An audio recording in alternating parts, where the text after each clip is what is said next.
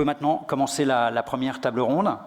Alors, la révolution partagée, la révolution digitale est-elle une révolution partagée? Alors, avec nous pour en parler, il y a François Asselin, président de la CPME, qui peut venir nous rejoindre, qui est...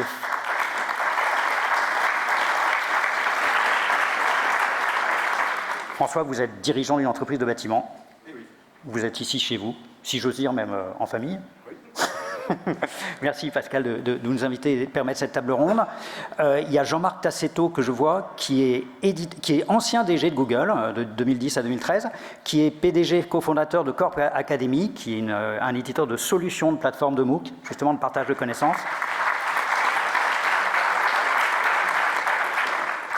Antonio Costanzo, qui est directeur des affaires publiques de Uber pour l'Europe du Sud, dont la France, qui est un pur player plein de talents d'innovation, alors qui pose forcément des questions, mais qui est très générateur d'innovation.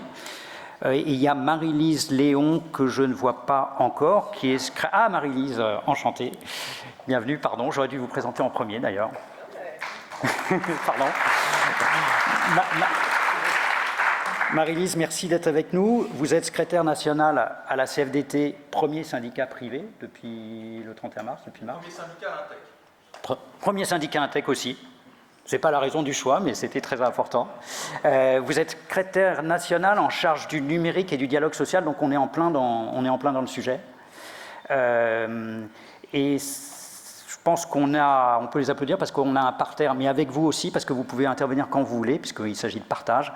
On a un parterre d'intervenants de qualité, pluriels, avec des profils divers qui vont permettre de nous enrichir dans la réflexion et peut-être, on ne sait jamais, on peut toujours rêver, dans le digital, il faut rêver, de trouver des solutions de convergence, puisqu'il y a des problématiques quand même à résoudre.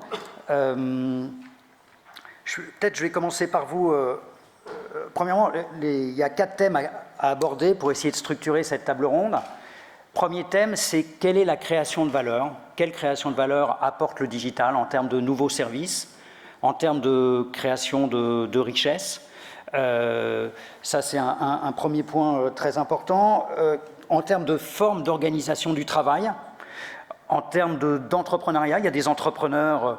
Par exemple, le patron de Blablacar, je ne suis pas sûr qu'il aurait réussi si le digital n'était pas là. Il y a des nouveaux entrepreneurs qui se créent, qui s'auto-créent grâce au digital. Donc il y a peut-être moins d'obstacles à l'entrée aussi pour créer, pour innover. Et ça, c'est formidable. Ça, c'est le premier point où on va faire un tour de table. Deuxième point très important, c'est quelle est la destruction de valeur au sens schumpeterien du terme. Il peut y avoir la destruction destructrice d'emplois. Qu'est-ce que ça détruit? Et c'est bien que nos différents invités soient là, parce que qu'est-ce que ça détruit aussi, ou quel risque en protection sociale, en assurance, en point retraite, en risque tout simplement, en statut de dépendance aussi parfois. Troisième point, si on arrive à donner des chiffres en termes de constat et de perspective, puisque comme toute révolution, c'est difficile, vaut mieux y agir pour essayer de la maîtriser, ce qu'on essaye tous de faire, mais c'est difficile de la prévoir réellement. Et quatrième point, quelles sont les solutions pour partager mieux cette révolution digitale? Jean-Marc Tassetto, vous êtes cofondateur de Corp Academy en 2013. Vous avez été pendant 3 ans... Alors, Corp Academy, c'est révolutionnaire, c'est un métier qu'on adore, puisque c'est créer des solutions de MOOC pour partager le savoir-faire, l'expertise, la formation. Ça peut être des salariés, des étudiants, mais de publics aussi spécifiques. Donc, c'est un nouveau service en soi. Quels sont les nouveaux services en termes de création de valeur ajoutée? Et puis, vous avez aussi tout votre background, puisque vous avez participé à la réussite en France de Google France, qui faisait près de 1,3 milliard d'euros de chiffre d'affaires publicitaire. Vous l'avez faire devenue une des premières régies publicitaires en bouleversant le marché, puisque on paye au clic quand l'annonce est cliquée et non pas quand l'annonce paraît comme dans un média classique. Donc là aussi, il y a des bouleversements de modèles. Donc quels sont pour vous les nouveaux services qui créent de la valeur ajoutée dans cette révolution digitale? Jean-Marc. Vous avez 3 heures devant vous. Non, peut-être pour rebondir sur ce que tu viens de dire, Cyril, ce qui est très important et très intéressant, C'est qu'avec la technologie, avec la disruption technologique, il y a aussi une disruption des modèles de pricing et des modèles économiques. Google, c'était un moteur de recherche parmi d'autres. Vous vous souvenez probablement de Lycos, AltaVista. Il y a eu deux moments clés dans l'évolution de Google. Le premier, ça a été l'intégration par Yahoo. Ça peut être un peu le baiser de la mort de Yahoo à Google. Et le deuxième moment clé, c'est l'invention d'un modèle très différent. Et ce qu'on voit, tu as cité Airbnb, dont la market cap est supérieure à celle du groupe Accor. Uber en parlera mieux que moi. Avec la disruption technologique, il y a toujours une disruption du pricing model.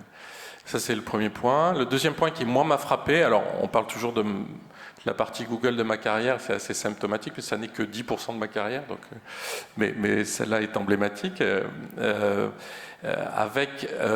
Quand on discute avec les entrepreneurs du web, ils sont toujours partis d'un sujet à craquer. Le mot-clé, c'est un sujet à craquer. Ils ont remis le client au centre. Et ce qui est difficile dans les grandes organisations issues du XXe siècle, sont des organisations matricielles, qui sont des organisations souvent, je parle de grands groupes, organisées en métiers. La deuxième révolution industrielle était une révolution de verticalisation, avec la création des secteurs, des filières, le secteur de l'agriculture, le secteur de l'industrie, le secteur des services. Cette révolution digitale, c'est une révolution horizontale. Et cette révolution horizontale, elle bouscule l'ensemble des modèles organisationnels, l'ensemble de la relation au client final. Il y a un point qui est très intéressant, d'ailleurs, quand on s'intéresse un peu à l'architecture, chaque période a ses architectures clés. Regardez l'architecture des sièges sociaux des grands acteurs GAFA en Californie. Ce sont des sièges horizontaux. Ils ne construisent pas des tours, une espèce d'érection à plusieurs centaines de mètres avec des concours de celui qui a la plus haute, si je peux me permettre de le poser ainsi. Il y a un peu de ça. Là, c'est le siège le plus horizontal possible. Donc la révolution qu'on est en train de vivre, et c'est une vraie révolution, et ceux qui sont encore dans le déni de cette révolution, ça fait 20 ans que ça dure, donc il serait temps qu'on se dise qu'il se passe des choses qui vont rester dans les livres d'histoire économique. Elle est là, et c'est une révolution horizontale qui bouscule tout. Je finirai en disant que ce qui est peut-être angoissant, c'est pour ça qu'on commence toujours par la question de la destruction de valeur, et pas celle de la création de valeur, c'est que la première révolution industrielle, entre 1455 et 1850, elle a duré 400 ans. La deuxième a duré 150 ans. Celle-là, elle a pris sa pleine vitesse il y a 10 ou 15 ans. Donc ce qui est extrêmement traumatisant, c'est la vitesse. Et certains ont su s'emparer de cette vitesse, y compris des entreprises de toute petite taille. Avec un collaborateur, nous on était une start-up il y a 4 ans, on a créé 56 emplois au cœur de Paris en 3 ans, et d'autres sont effectivement un peu plus en difficulté face à cette vitesse de transformation. Et je pense que c'est un des enjeux du panel de ce matin, c'est de partager tout ça avec vous. Merci Jean-Marc. Antonio, Uber, oui, simplement, peut-être Jean-Marc, si tu peux, Jean-Marc, simplement te déplacer. Antonio, Uber, vous êtes directeur des affaires publiques de Uber Europe du Sud, dont la France. Il y a une création de valeur en termes de business model évidente, puisque, contrairement à une régie classique de taxi, vous permettez, comme une place de marché, une mise en relation par géolocalisation immédiate et donc par smartphone avec des chauffeurs, des VTC. Il y a une création de services. Il y a une création en termes de prix, puisque c'est nettement moins cher qu'un modèle, si j'ose dire, qui était monopolistique et royaliste et inacceptable, puisqu'il y a une position de monopole et de rente. Par contre, on va en parler, il y a une destruction de valeur tout à l'heure qui est aussi évidente en termes de protection sociale.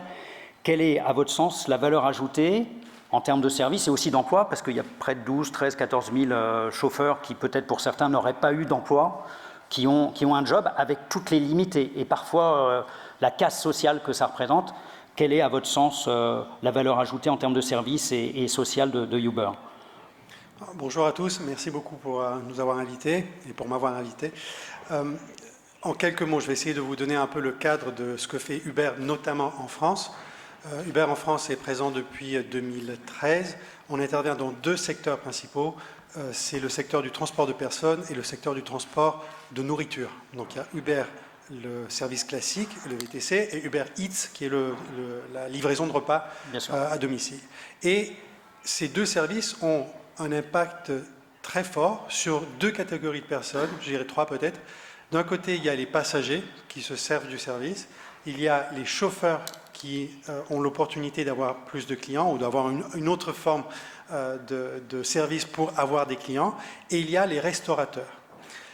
Côté passagers, donc le transport de personnes, c'est un secteur qui en France, comme dans la plupart des pays, est régulé, donc on intervient dans un secteur régulé, et notre rôle est celui de l'intermédiaire. Donc on fait ce que faisaient à l'époque les centrales de réservation de taxi. On le fait de façon différente, grâce à la technologie, grâce aux smartphones qui ont été inventés non pas par Uber, mais par d'autres. Donc on a profité de ce changement technologique pour donner un service nouveau, qui est un service, comme on l'a dit juste il y a quelques secondes, qui se base sur le principe que le service existant était trop cher.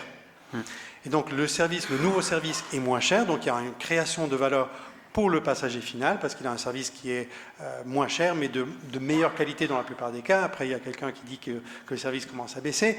Mais ce qui est clair, c'est que dans notre vision des choses, on intervient dans un secteur qui avait une nécessité, qui était celle de changer, d'évoluer, avec une vision qui est la nôtre, qui est celle de la démocratisation du transport de personnes, donc donner la possibilité au plus grand nombre de se déplacer de façon simple et de façon économique.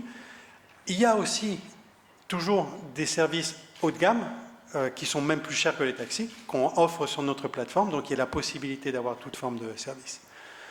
Il y a aussi un levier de création de valeur du côté des chauffeurs, comme vous l'avez dit, dans le sens où l'arrivée d'Uber, comme d'autres plateformes, je rappelle qu'en France, il y a au moins 5 grandes plateformes françaises. Il y en a une, notamment chauffeur privé, qui revendique le même nombre de chauffeurs qu'Uber, donc c'est un vrai concurrent, comme les autres aussi sont des vrais concurrents. Donc l'arrivée de ces plateformes a permis à un nombre important de personnes de rentrer dans le métier, de devenir chauffeur de VTC. Aujourd'hui, on estime en France, il n'y a pas de chiffres certains, mais on estime qu'il y a à peu près 25 000 chauffeurs de VTC en France. Une étude qui a été faite par le BCG, le Boston Consulting Group, en 2016, estime que dans le premier semestre de 2016, une création d'emplois sur 4 en Île-de-France a été dans le secteur des VTC, parce que c'est un secteur en forte croissance. Et en termes de valeur absolue, le secteur du VTC en 2016 valait à peu près 800 millions d'euros de chiffre d'affaires, et les estimations, selon la régulation qui sera mise en place au cours des prochaines années, disent qu'on pourrait arriver à un secteur de 3 milliards 900 millions d'euros en 2022, avec une conséquence directe, par exemple, sur la fiscalité pour l'État. J'en termine rapidement sur le côté restauration, donc transport de livraison de repas.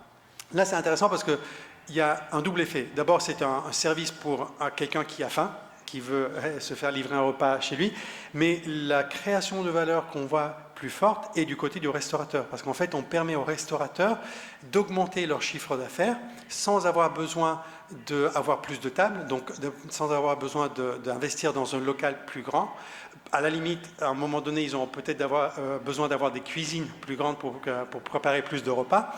Et donc c'est là qu'il y a un impact plus fort dans l'immédiat. C'est de l'upsell, hein. C'est en plus, c'est un peu. Mais vous le faites avec finesse, vous êtes volontairement modeste aussi pour atténuer un petit peu les chocs et l'impact, je pense, dans votre approche, parce qu'il y aura des vrais sujets de destruction de valeur aussi, même si je suis le premier à dire que c'est fortement innovant. Il y a aussi Ubercopter, pas forcément accessible à tout le monde, Uberbot en Égypte où vous investissez au Moyen-Orient plusieurs centaines de millions de dollars. Uber Freight, c'est-à-dire le transport de marchandises aux États-Unis. On vient de lancer la nouvelle application qui va probablement, c'est notre aspiration, changer aussi la façon, le système et le secteur du transport de marchandises aux États-Unis. Et avec tous les services aussi d'itinéraire et même de self-driving car, de voitures sans chauffeur à terme, sur lesquelles on est en train d'arriver, on va en parler. François Asselin, vous représentez le premier syndicat des entreprises en France, plus de 150 000 TPE, PME. C'est le cœur de l'innovation.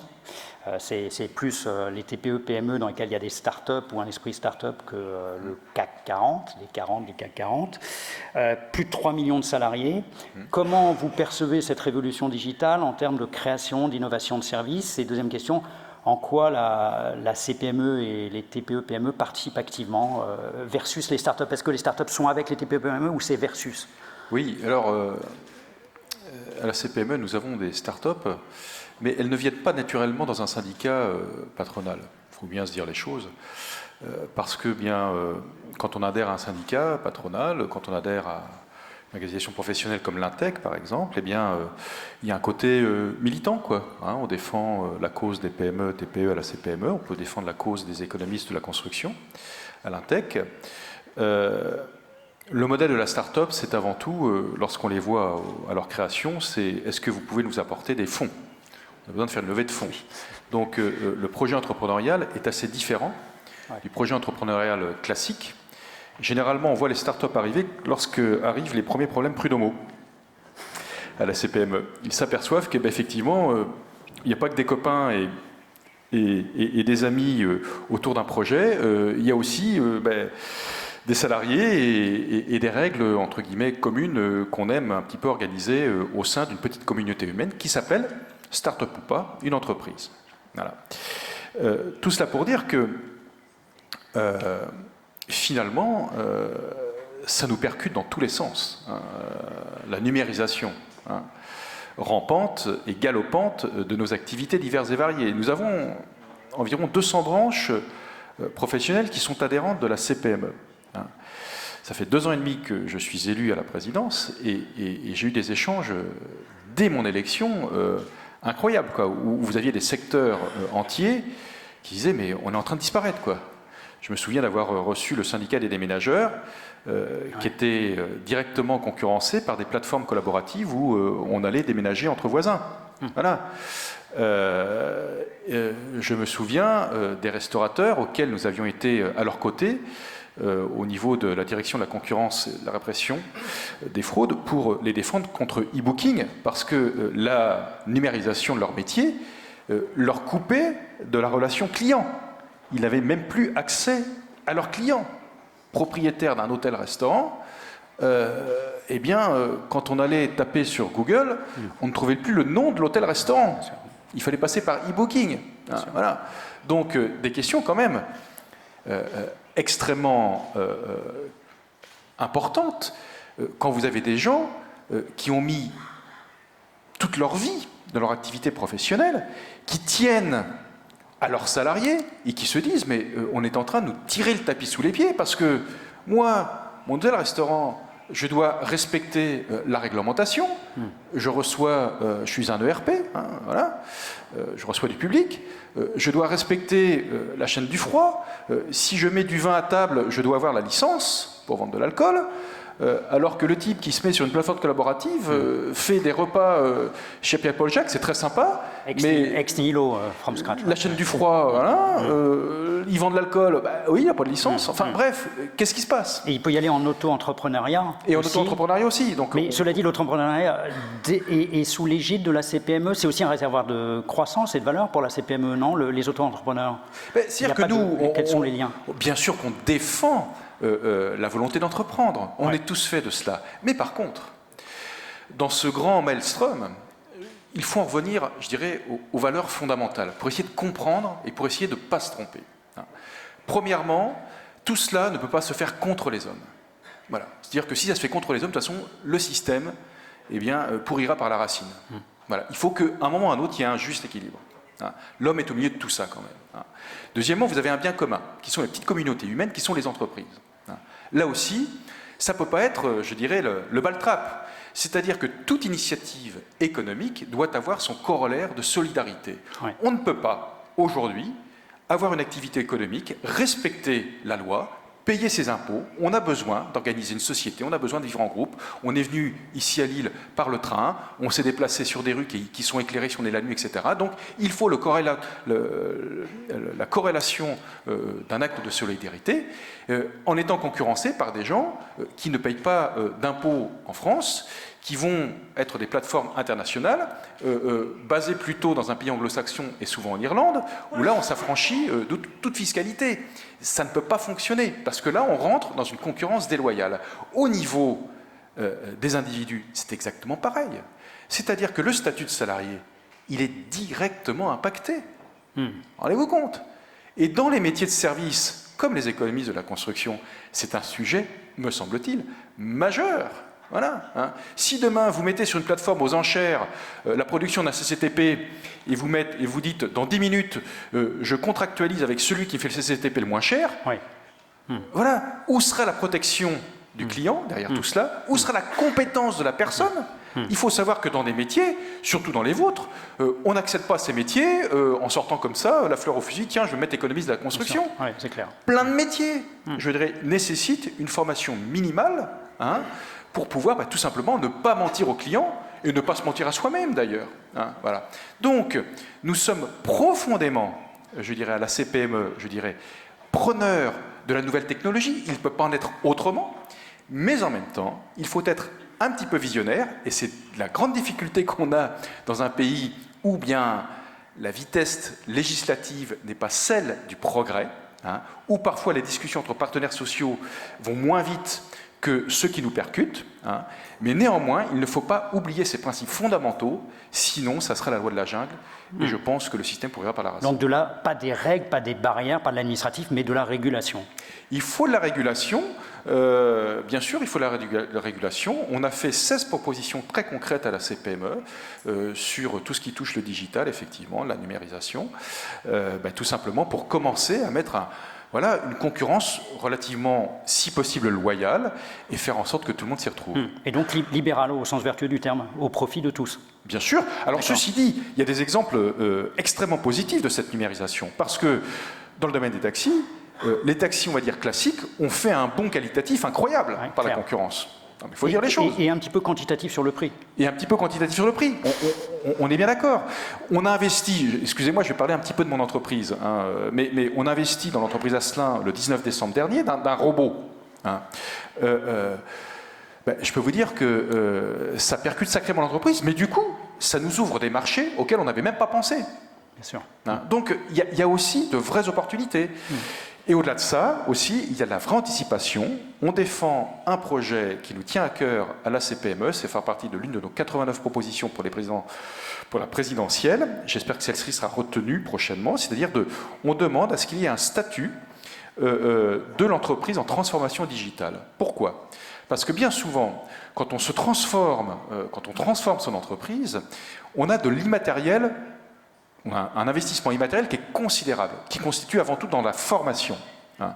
Nous, on a investi dans un robot, je peux vous dire que j'ai à peu près 150 000 € de formation en face, que je ne peux pas financer, parce que c'est de l'immatériel, et qui n'est même pas valorisé dans mon entreprise. Si demain, on mettait un statut de l'entreprise en transformation digitale, numérique, et qu'à la clé, on puisse monter dans les actifs l'investissement immatériel, ça permettrait d'amortir sur plusieurs années cet investissement immatériel et de faire ce qu'on doit commencer par faire lorsqu'on transforme une entreprise, de la formation professionnelle, y compris pour le chef d'entreprise. Ce que font les pure players quand ils sont en bourse, ils sont valorisés. Parfois, il y a des pertes sèches, mais il y a une valorisation boursière. C'est vrai. Merci François Asselin. Marie-Lise Léon, alors vous êtes au cœur du débat entre le dialogue social et la révolution numérique. Est-ce que pour vous, il y a, puisque on est dans le registre positif dans cette premier thème, est-ce qu'il y a une création de valeur? Vous êtes le premier syndicat privé de protection, de promotion, de défense, je ne sais pas quel terme choisir, des salariés, mais aussi de plus en plus des indépendants. Et du même, vous êtes vous-même éditeur d'une plateforme qui s'appelle Union, sans jeu de mots, pour les travailleurs indépendants, pour aussi leur apporter des services en assurance, en mutuelle, en retraite. Alors, quelle est la création de valeur? Deuxièmement, pour les salariés, et troisièmement, en devenir de la part de la CFDT, puisque vous êtes quand même le syndicat le plus éclairé, auprès des travailleurs indépendants. Oui, bonjour à toutes et à tous. Merci pour cette invitation. En quelques mots, je vais peut-être présenter la vision que notre syndicalisme peut avoir de cette période particulièrement enthousiasmante, parce que je pense qu'il y a une vraie une mutation de société, comme le disait Monsieur Asselin, François, je précise, puisque on est à un peu un carrefour de possibilités de choisir à la fois de replacer l'économie là où elle doit être et de revoir un petit peu les critères qui peuvent être des éléments de performance d'entreprise qui sont beaucoup aujourd'hui basé sur les aspects financiers. Et quand on parle d'investissement, on parle d'investissement social à la CFDT depuis quelques années, on voit que ce n'est pas forcément un vocabulaire qui intègre les fonctionnements d'entreprise. Et cette mutation, elle nous force à nous poser un certain nombre de questions sur comment la valeur, la richesse est créée, comment elle est partagée et comment on met des nouveaux instruments de régulation pour construire des solidarités différentes. Et ça, c'est un vrai choix de société. Une organisation syndicale telle que nous, on le conçoit, la CFDT, ce n'est pas le cas de toutes les organisations syndicales, et je le précise notamment pour les invités internationaux. Le syndicalisme français est un petit peu atypique par rapport au syndicalisme européen. On est plutôt plus nombreux que dans d'autres pays. Et nous avons, nous, à la CFDT, une vision un peu plus globale que la pure défense et la protection des intérêts des salariés. Oui. Alors, nous sommes un syndicat qui vise la protection et la défense des travailleurs. Et ce qui nous permet ne pas être que sur les questions des salariés, qui résumerait du coup uniquement les individus qui ont un contrat de travail avec un lien de subordination.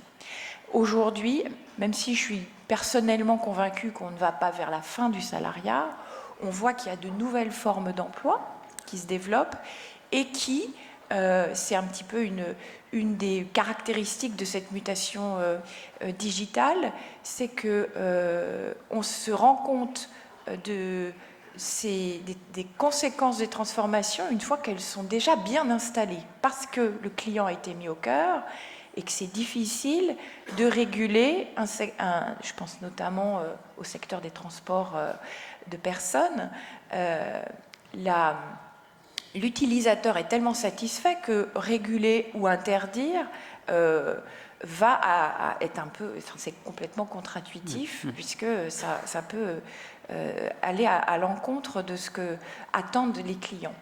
Néanmoins, il y a des travailleurs qui sont impliqués dans ces nouvelles formes d'emploi et qui ne bénéficient pas aujourd'hui des éléments de protection sociale, ou en tout cas à la hauteur de ce que l'on pourrait souhaiter. Donc il y a tous ces éléments bousculent les modèles économiques, bousculent les organisations syndicales, et nous avons fait, nous, le choix de cette ouverture à toutes les formes d'emploi, ce qui n'est pas sans débat, parce que si demain on entend le dialogue social avec une partie employeur et une partie travailleur, l'indépendant, où est-ce qu'on le met? Est-ce qu'il est des deux côtés de la table?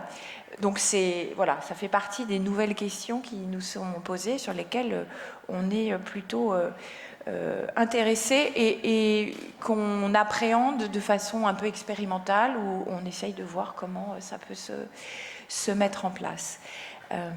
Ce qui, je voulais souligner, c'est la question de cette transformation digitale. Si on l'aborde uniquement d'un point de vue technique, on passe complètement à côté de la question de ce que ça implique. Donc, on a un certain nombre de transformations de secteurs d'activité. Ce qu'il faut avoir en tête, c'est que tous les secteurs d'activité sont concernés. Moi, je m'occupe des questions de numérique et d'industrie. On travaille sur l'industrie du futur avec l'Alliance de l'industrie, qui est un consortium de grosses entreprises. Ce qui est assez frappant, c'est que on a une conviction qui est relativement partagée avec les employeurs, c'est que c'est l'homme et la femme qui sont une clé de réussite de cette transformation. Et plutôt que de l'aborder de façon... alors, on n'est pas complètement naïf non plus, on sait qu'il y aura des destructions d'emplois, mais si on est suffisamment en capacité d'anticiper les transformations des métiers, des compétences, des qualifications nécessaires de demain, et que l'on sécurise, et c'est tout le travail qu'on a, nous, entamé depuis une vingtaine d'années, comment on sécurise les salariés et les travailleurs en attachant des droits, non pas à un contrat de travail, mais à une personne. C'est tout l'enjeu du compte personnel d'activité. Le CPA, oui, bien sûr. Qui est né c'est un titre personnel, c'est plus lié à l'entreprise. Malheureusement, n'a pas forcément été très bien expliqué au départ. Oui, il y a eu un petit problème de promotion. Et ça permet, donc il y a... Alors, la difficulté, c'est de ne pas tout renvoyer à l'individu non plus. C'est lui permettre d'acquérir des droits, de le sécuriser dans ses parcours, dans des règles collectives, définies collectivement.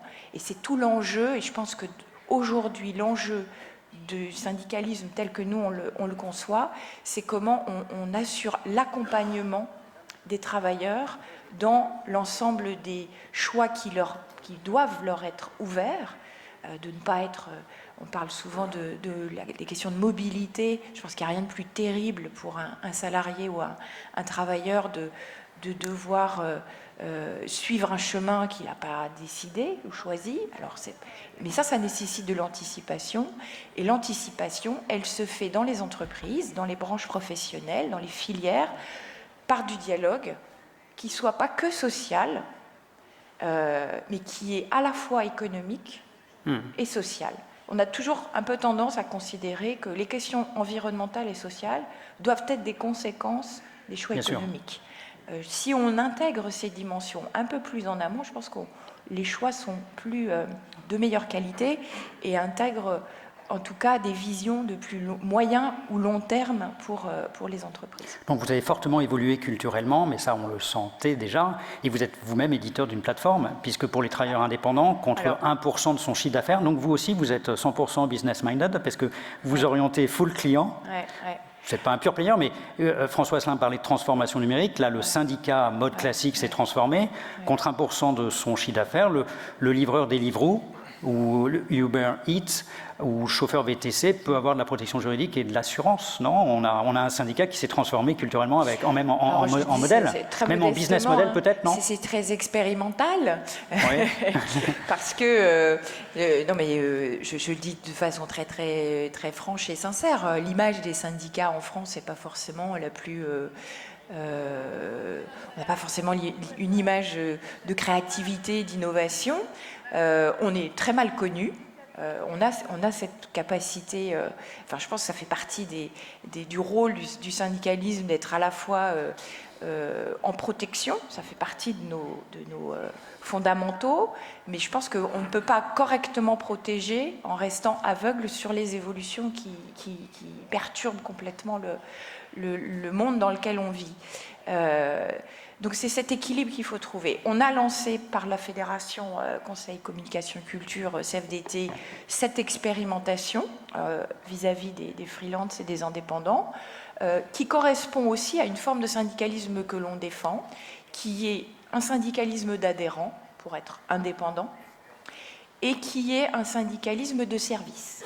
C'est-à-dire qu'il faut pouvoir, et donc dans le cadre de ce PAC, union, qui veut dire aussi syndicat en anglais, de proposer un certain nombre de prestations contre adhésion à notre organisation syndicale. Assurance, protection juridique. C'est pas révolutionnaire, mais ce qui est un peu atypique, puisque l'une des caractéristiques du syndicalisme français, c'est que l'on négocie des accords, des conventions collectives qui s'appliquent à tous les salariés, y compris les non-adhérents. Donc il faut qu'on ait, nous, cette capacité de se distinguer pour attirer les adhérents et participer à la vie démocratique de notre organisation et de bénéficier de services nouveaux. Pour parer à ce manque, alors vous, François Asselin, vous proposez un contrat de collaboration ? Oui, alors... pour éviter cette perte cette destruction de valeur. Ce qu'a fait la CFDT, c'est très malin, je l'ai toujours dit, parce que finalement, nous, CPME, on pourrait faire exactement la même chose. On peut même imaginer demain que le président de la CPME soit adhérent de la CFDT. Parce que, où est la barrière ? Non, mais je veux dire, vous voyez comment on est... C'est la politique fiction, ce que je dis. Mais, syndicalisme fiction, mais on est quand même... Oui, non, mais on est quand même percuté par cela, parce que je peux très bien avoir un adhérent de chez moi, et j'en ai certainement peut-être, qui a un statut de salarié, et qui à côté a une activité d'auto-entrepreneur. Et qui s'est qui adhèrent à la CPME parce que il s'estime entrepreneur, et à côté de ça, et on n'a pas de quoi le vérifier, et ça ne nous regarde pas, il a un statut de salarié. Bien sûr. Donc je peux très bien avoir quelqu'un qui est adhérent de la CFDT et adhérent de la CPME. C'est clair. Voilà. Un bon nombre d'auto-entrepreneurs. Comment fait-on? Où est-ce qu'on met la barrière? Quand il y a eu avec Uber les chauffeurs de VTC qui se retournaient vers entre guillemets leur employeur, on leur dit non, attendez, vous êtes finalement, on a un contrat commercial, on n'a pas un lien de subordination. Donc effectivement, on est autour de quelque chose où à un moment ou à un autre, il faudra y voir clair, d'où notre idée de travailler sur l'idée d'un contrat de collaboration. C'est-à-dire que la difficulté lorsque on fait appel à un indépendant, pour le donneur d'ordre, c'est d'être requalifié avec un lien de subordination et ça devient un salarié. La difficulté pour un indépendant, c'est aussi d'être sous la pression du donneur d'ordre, et finalement d'avoir à travailler beaucoup d'heures pour être peu payé, ou alors de ne pas pouvoir se payer une couverture sociale minimale. Et on peut imaginer qu'au bout de 40 ans d'auto-entrepreneuriat, si on arrive en retraite et qu'on n'a pas acquis de droit, c'est la catastrophe.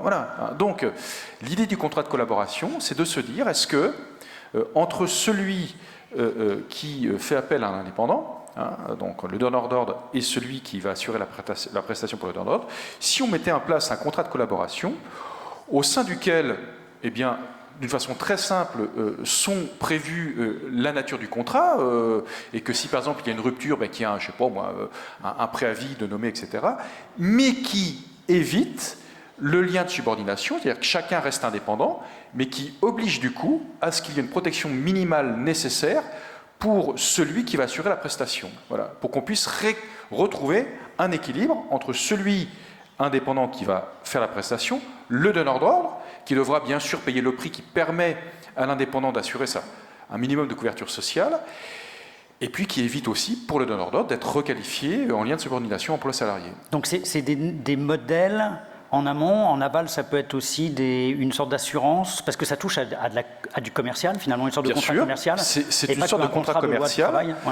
qui finalement a une action sur le droit social aussi, pour bien clarifier la situation de chacun des protagonistes. Là aussi, on ne peut plus silotiser et segmenter, c'est le commercial qui touche le travail, et l'essentiel étant le commercial, puisque c'est le client. Bien sûr. C'est de protéger le fait qu'il y ait un client, sans être dominé en termes de rapport de force. Ce qu'il faut bien imaginer, c'est qu'aujourd'hui, on voit nous fleurir de plus en plus de modèles d'entrepreneurs où leur modèle économique, c'est de dire « je veux travailler tout seul, je n'aurai jamais de salarié ». Voilà. Et ça, on le voit de plus en plus. Alors, et quand on leur pose la question « pourquoi tu ne veux pas salarié ?» Parce que le lien de subordination, il est tellement complexe à mon échelle que je n'en veux plus. Voilà. Mais ce n'est pas que du social, parce que ça touche le réglementaire, ça touche la sécurité, enfin bref, il y a plein de choses autour de cela. Comment répond-on à tout cela? Si on ne fait rien, effectivement, va continuer à se développer ce qu'on peut appeler une sorte d'économie grise, où chacun est borderline, jusqu'au jour où il y en a un qui se prend l'épée dans le tapis, puis là, ça devient grave. Donc d'un point de vue contractuel et protection, il faut aussi évoluer. Voilà. Question à travailler, à réfléchir. Mais donc vous en êtes à quel stade, et est-ce que ça propose donc aussi de l'assurance, des points retraite, à quel stade vous en êtes de ce contrat de collaboration qui semble essentiel en tout cas à mettre sur la table? Alors, et travailler avec les partenaires sociaux aussi, j'imagine. Bien sûr, c'est un sujet extrêmement complexe. Nous, ce que nous voulons, c'est qu'autour de cela, on prenne vraiment en main cette question on va dire de la relation de subordination, qu'on redéfinisse bien les choses et qu'on fasse en sorte, finalement, que chacun sait où il habite et s'y retrouve. C'est la volonté qu'on veut faire. On ne le fera pas tout seul, cette affaire, parce que derrière, effectivement, c'est extrêmement complexe. Vous avez bien sûr la retraite, vous avez la protection sociale, vous avez la prévoyance, et puis vous avez, l'équilibre que vous devez retrouver naturel entre le donneur d'ordre et le sous-traitant. Et est-ce que vous pouvez jouer, Marie-Lise Léon parlait du CPA, du compte personnel activité, est-ce qu'on pourrait imaginer que les entreprises, ces pure players Internet abondent en termes pour financer le CPA avec des solutions d'assurance? Est-ce qu'on peut jouer sur le levier du CPA? Alors, moi, ce que nous disons, c'est que... Qui est un outil qui a le mérite d'exister, qui a été peut-être pas très bien promu, mais qui a le mérite d'exister, le CPA, et le CPF, le compte personnel de formation. Alors, le CPA est une idée intéressante. On l'a toujours dit à la CPME. La difficulté qu'il y a eu autour de ce CPA, c'est qu'on en a fait un Graal politique. Et là, c'est quand on commence à faire de ce chose-là une affaire politique, c'est là où, à mon avis, les choses se corsent. Parce qu'avant tout, c'est une question d'ordre technique. C'est-à-dire qu'autour du CPA, si on veut que ça fonctionne, il y a vraiment des questions d'ordre technique très importantes pour permettre à ce CPA qu'il soit opérationnel. Il ne faut pas promettre, entre guillemets, des choses à des salariés qui ne fonctionneront jamais. Hein. Et donc, nous, ce que nous voulons à travers le CPA, effectivement, c'est qu'en amont, techniquement, on regarde comment les choses peuvent fonctionner. On a inclus dans le CPA, par exemple, ce qu'on appelle le C3P, hein, le compte prévention personnelle de la pénibilité. Vous le savez qu'on a d'énormes problèmes techniques autour de ce C3P. Bien sûr. Comment parler du lancement du CPA avec le C3P à l'intérieur si le C3P est déjà un problème technique? Commençons d'abord par travailler dans le bon sens, dans le bon ordre. Je crois qu'effectivement, attacher les droits à la personne dans un environnement collectif, bien sûr qu'il faut aller vers cela. Parce que de toute façon, c'est le sens de l'histoire, c'est le fil de l'histoire. Et puis on voit bien que les parcours professionnels aujourd'hui n'ont plus rien à voir avec autrefois où on était pendant 20 ou 30 ans dans le même métier. Hein. Là, on peut passer du statut d'indépendant au statut de salarié, parfois c'est mixte, on peut passer fonctionnaire, enfin bref. Hein. Donc effectivement, il faut aller vers ça, il faut réfléchir. Hein. Mais avant tout, il faut poser les choses, regarder ce qui peut fonctionner techniquement avant de faire rêver, je dirais, beaucoup de Français sur quelque chose qui, pour l'instant, est embryonnaire. On a biaisé le CPA en intégrant le compte pénibilité dans le CPA. Ben, il nous semble qu'on aurait dû. C'est une question, faire... je ne me permettrai pas de l'affirmer. Oui. Non, ben oui, il faut mettre du bon sens. D'accord, merci. Alors, Antonio, on a dit que du bien de Uber, c'est un des générateurs d'innovation dans le monde. Et encore, on en est au tout début, on parlait de l'intelligence artificielle. Mais là, on est dans le registre destruction de valeur, création de valeur. Vous créez des services innovants, vous créez de l'intelligence, en jeu de mots, vous créez de l'emploi, c'est formidable. C'est pas des salariés, je dirais même en plus, puisque l'avenir, c'est aussi les travailleurs indépendants. On en a parlé avec Marie-Lise Léon et François Asselin. Mais par contre, vous prenez non plus 20%, mais depuis quelques mois, 25% de commission. Moi, pour vous interviewer, j'ai fait beaucoup de Uber, hein, je vous ai créé un peu de chiffre d'affaires, et c'est toujours intéressant d'aller à la source, comme là je suis à la source auprès de vous.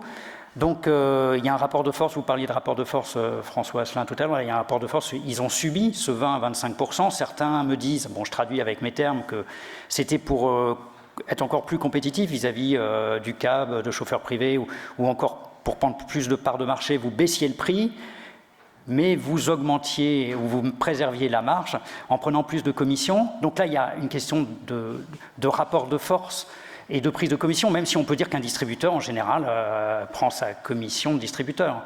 Est-ce que là, il n'y a pas une dépendance économico-sociale des chauffeurs ? Ou pareil pour les livreurs, mais vous êtes là, mais je pourrais dire la même chose à Deliveroo, à Foodora aussi, je parle de Uber, pour vos différents services de mobilité.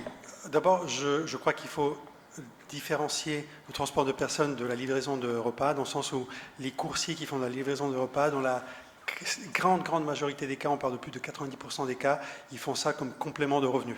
Oui. Alors que dans le transport de personnes, la plupart des chauffeurs font ça à plein temps. Oui. Donc il y a une grande différence entre les deux, donc on ne peut pas les traiter de la même façon. Est-ce qu'il y a de la destruction de valeur? Est-ce qu'il y a de la dépendance? Est-ce qu'il y a une forme de... Alors, pour revenir à ce que vous avez dit, oui, on a augmenté nos frais de service de 20 à 25%, c'était au mois de début décembre. En même temps, ce n'est pas correct ce qu'on vous a dit, on a augmenté les prix des courses de 13%. Donc il y a eu un gain net pour les chauffeurs d'environ de 4%. D'accord. Mais ce n'est pas le thème, dans le sens où la perception que les chauffeurs ont eue, et c'est une erreur que nous, on a fait en termes de communication, était que nous, on prenait plus d'argent, et il ne restait plus rien pour eux. Ouais. Vous pouvez aller sur mon tableau de bord, vous verrez quel chauffeur j'ai utilisé. Enfin... Non, mais c'est pas non, je n'ai pas de droit. Je peux pas le faire. Vous avez toutes les datas. Vous avez toutes les datas. Ouais. Non, pas moi. Non, je rigole. Ouais. Et alors, la relation que nous avons avec les chauffeurs, nous sommes un apporteur de business, d'activité pour les chauffeurs. On donne un service qui n'a aucun lien d'exclusivité. Les chauffeurs peuvent choisir de travailler à travers la plateforme Uber comme à travers les autres plateformes en même temps pour la durée qu'ils le souhaitent. Ils peuvent se connecter à tout moment et se déconnecter à tout moment.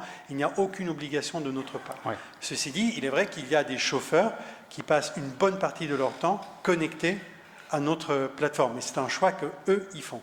Mais comme c'est nos clients, parce que nous, on considère les chauffeurs comme nos clients. On a deux clients, en fait. On a le client passager et le client chauffeur. Si le chauffeur n'est pas content du service que nous, on lui donne, ce qui a été le cas pendant quelques temps au début de l'année, on a eu des débats, des longs débats avec un des collègues de Marie-Lise, c'est un problème pour nous. C'est un problème pour nous parce qu'on va perdre des clients qui vont aller, des chauffeurs, si vous préférez, qui vont aller vers la concurrence et qui vont travailler pour quelqu'un d'autre. Et donc, on aura un service moins bon pour les clients passagers. Donc, on a tout intérêt à faire en sorte que les clients soient contents de nous, que les chauffeurs soient contents de nous. Pourquoi on en est arrivé à cette situation-là? Parce que, et je fais un mea culpa au nom de Uber, qui peut-être n'est pas partagé par tout le monde chez Uber, mais moi, je crois que je suis personnellement convaincu qu'on a fait des erreurs. Des erreurs qui naissent du fait que Uber est une entreprise globale. On opère en plus de 70 pays et 500 villes dans le monde, avec une technologie qui est la même partout dans le monde, mais on est confronté à des régulations qui sont extrêmement locales dans pratiquement tous les pays. Il y a des pays où on a 6 niveaux de régulation. C'est le cas du Pakistan, par exemple. En Espagne, sans aller trop loin, on a 3 niveaux de législation ou régulation. En France, on en a 1, parce que c'est un État plus centralisé. Donc cette difficulté d'être confronté à des régulations complètement différentes dans le monde a fait en sorte que la réaction initiale que nous avons eue en tant qu'entreprise a été de dire mais on ne va pas s'adapter à quoi que ce soit, on va faire le strict minimum en termes de régulation et de législation qui nous était imposée, mais après on va appliquer notre vision des choses. Et ça a été une erreur, je le dis à titre personnel, dans le sens où quand on rentre dans un marché... Sans tenir compte de tous les particularismes nationaux. Oui, tout à fait. Quand on rentre dans un marché et on va avoir du succès dans le marché, il faut prendre en compte la réalité non seulement économique, mais culturelle aussi du marché. Et aujourd'hui, on a été confronté en France comme ailleurs à cette réalité, qu'on ne peut pas faire les choses de façon égale partout dans le monde et appliquer le même standard partout. Il faut prendre en compte la réalité locale. Donc on essaie de le faire. On a pris conscience de ça, notamment en France. On essaye d'avancer, on essaye d'établir un dialogue avec nos partenaires, avec les clients chauffeurs, avec les représentants de ces chauffeurs, que ce soit des associations ou les syndicats. Un dialogue qui n'est pas facile, et je rejoins ce qui a été dit, c'est-à-dire que c'est un dialogue qui n'est pas facile aussi parce que c'est un dialogue un peu à inventer, parce qu'on arrive de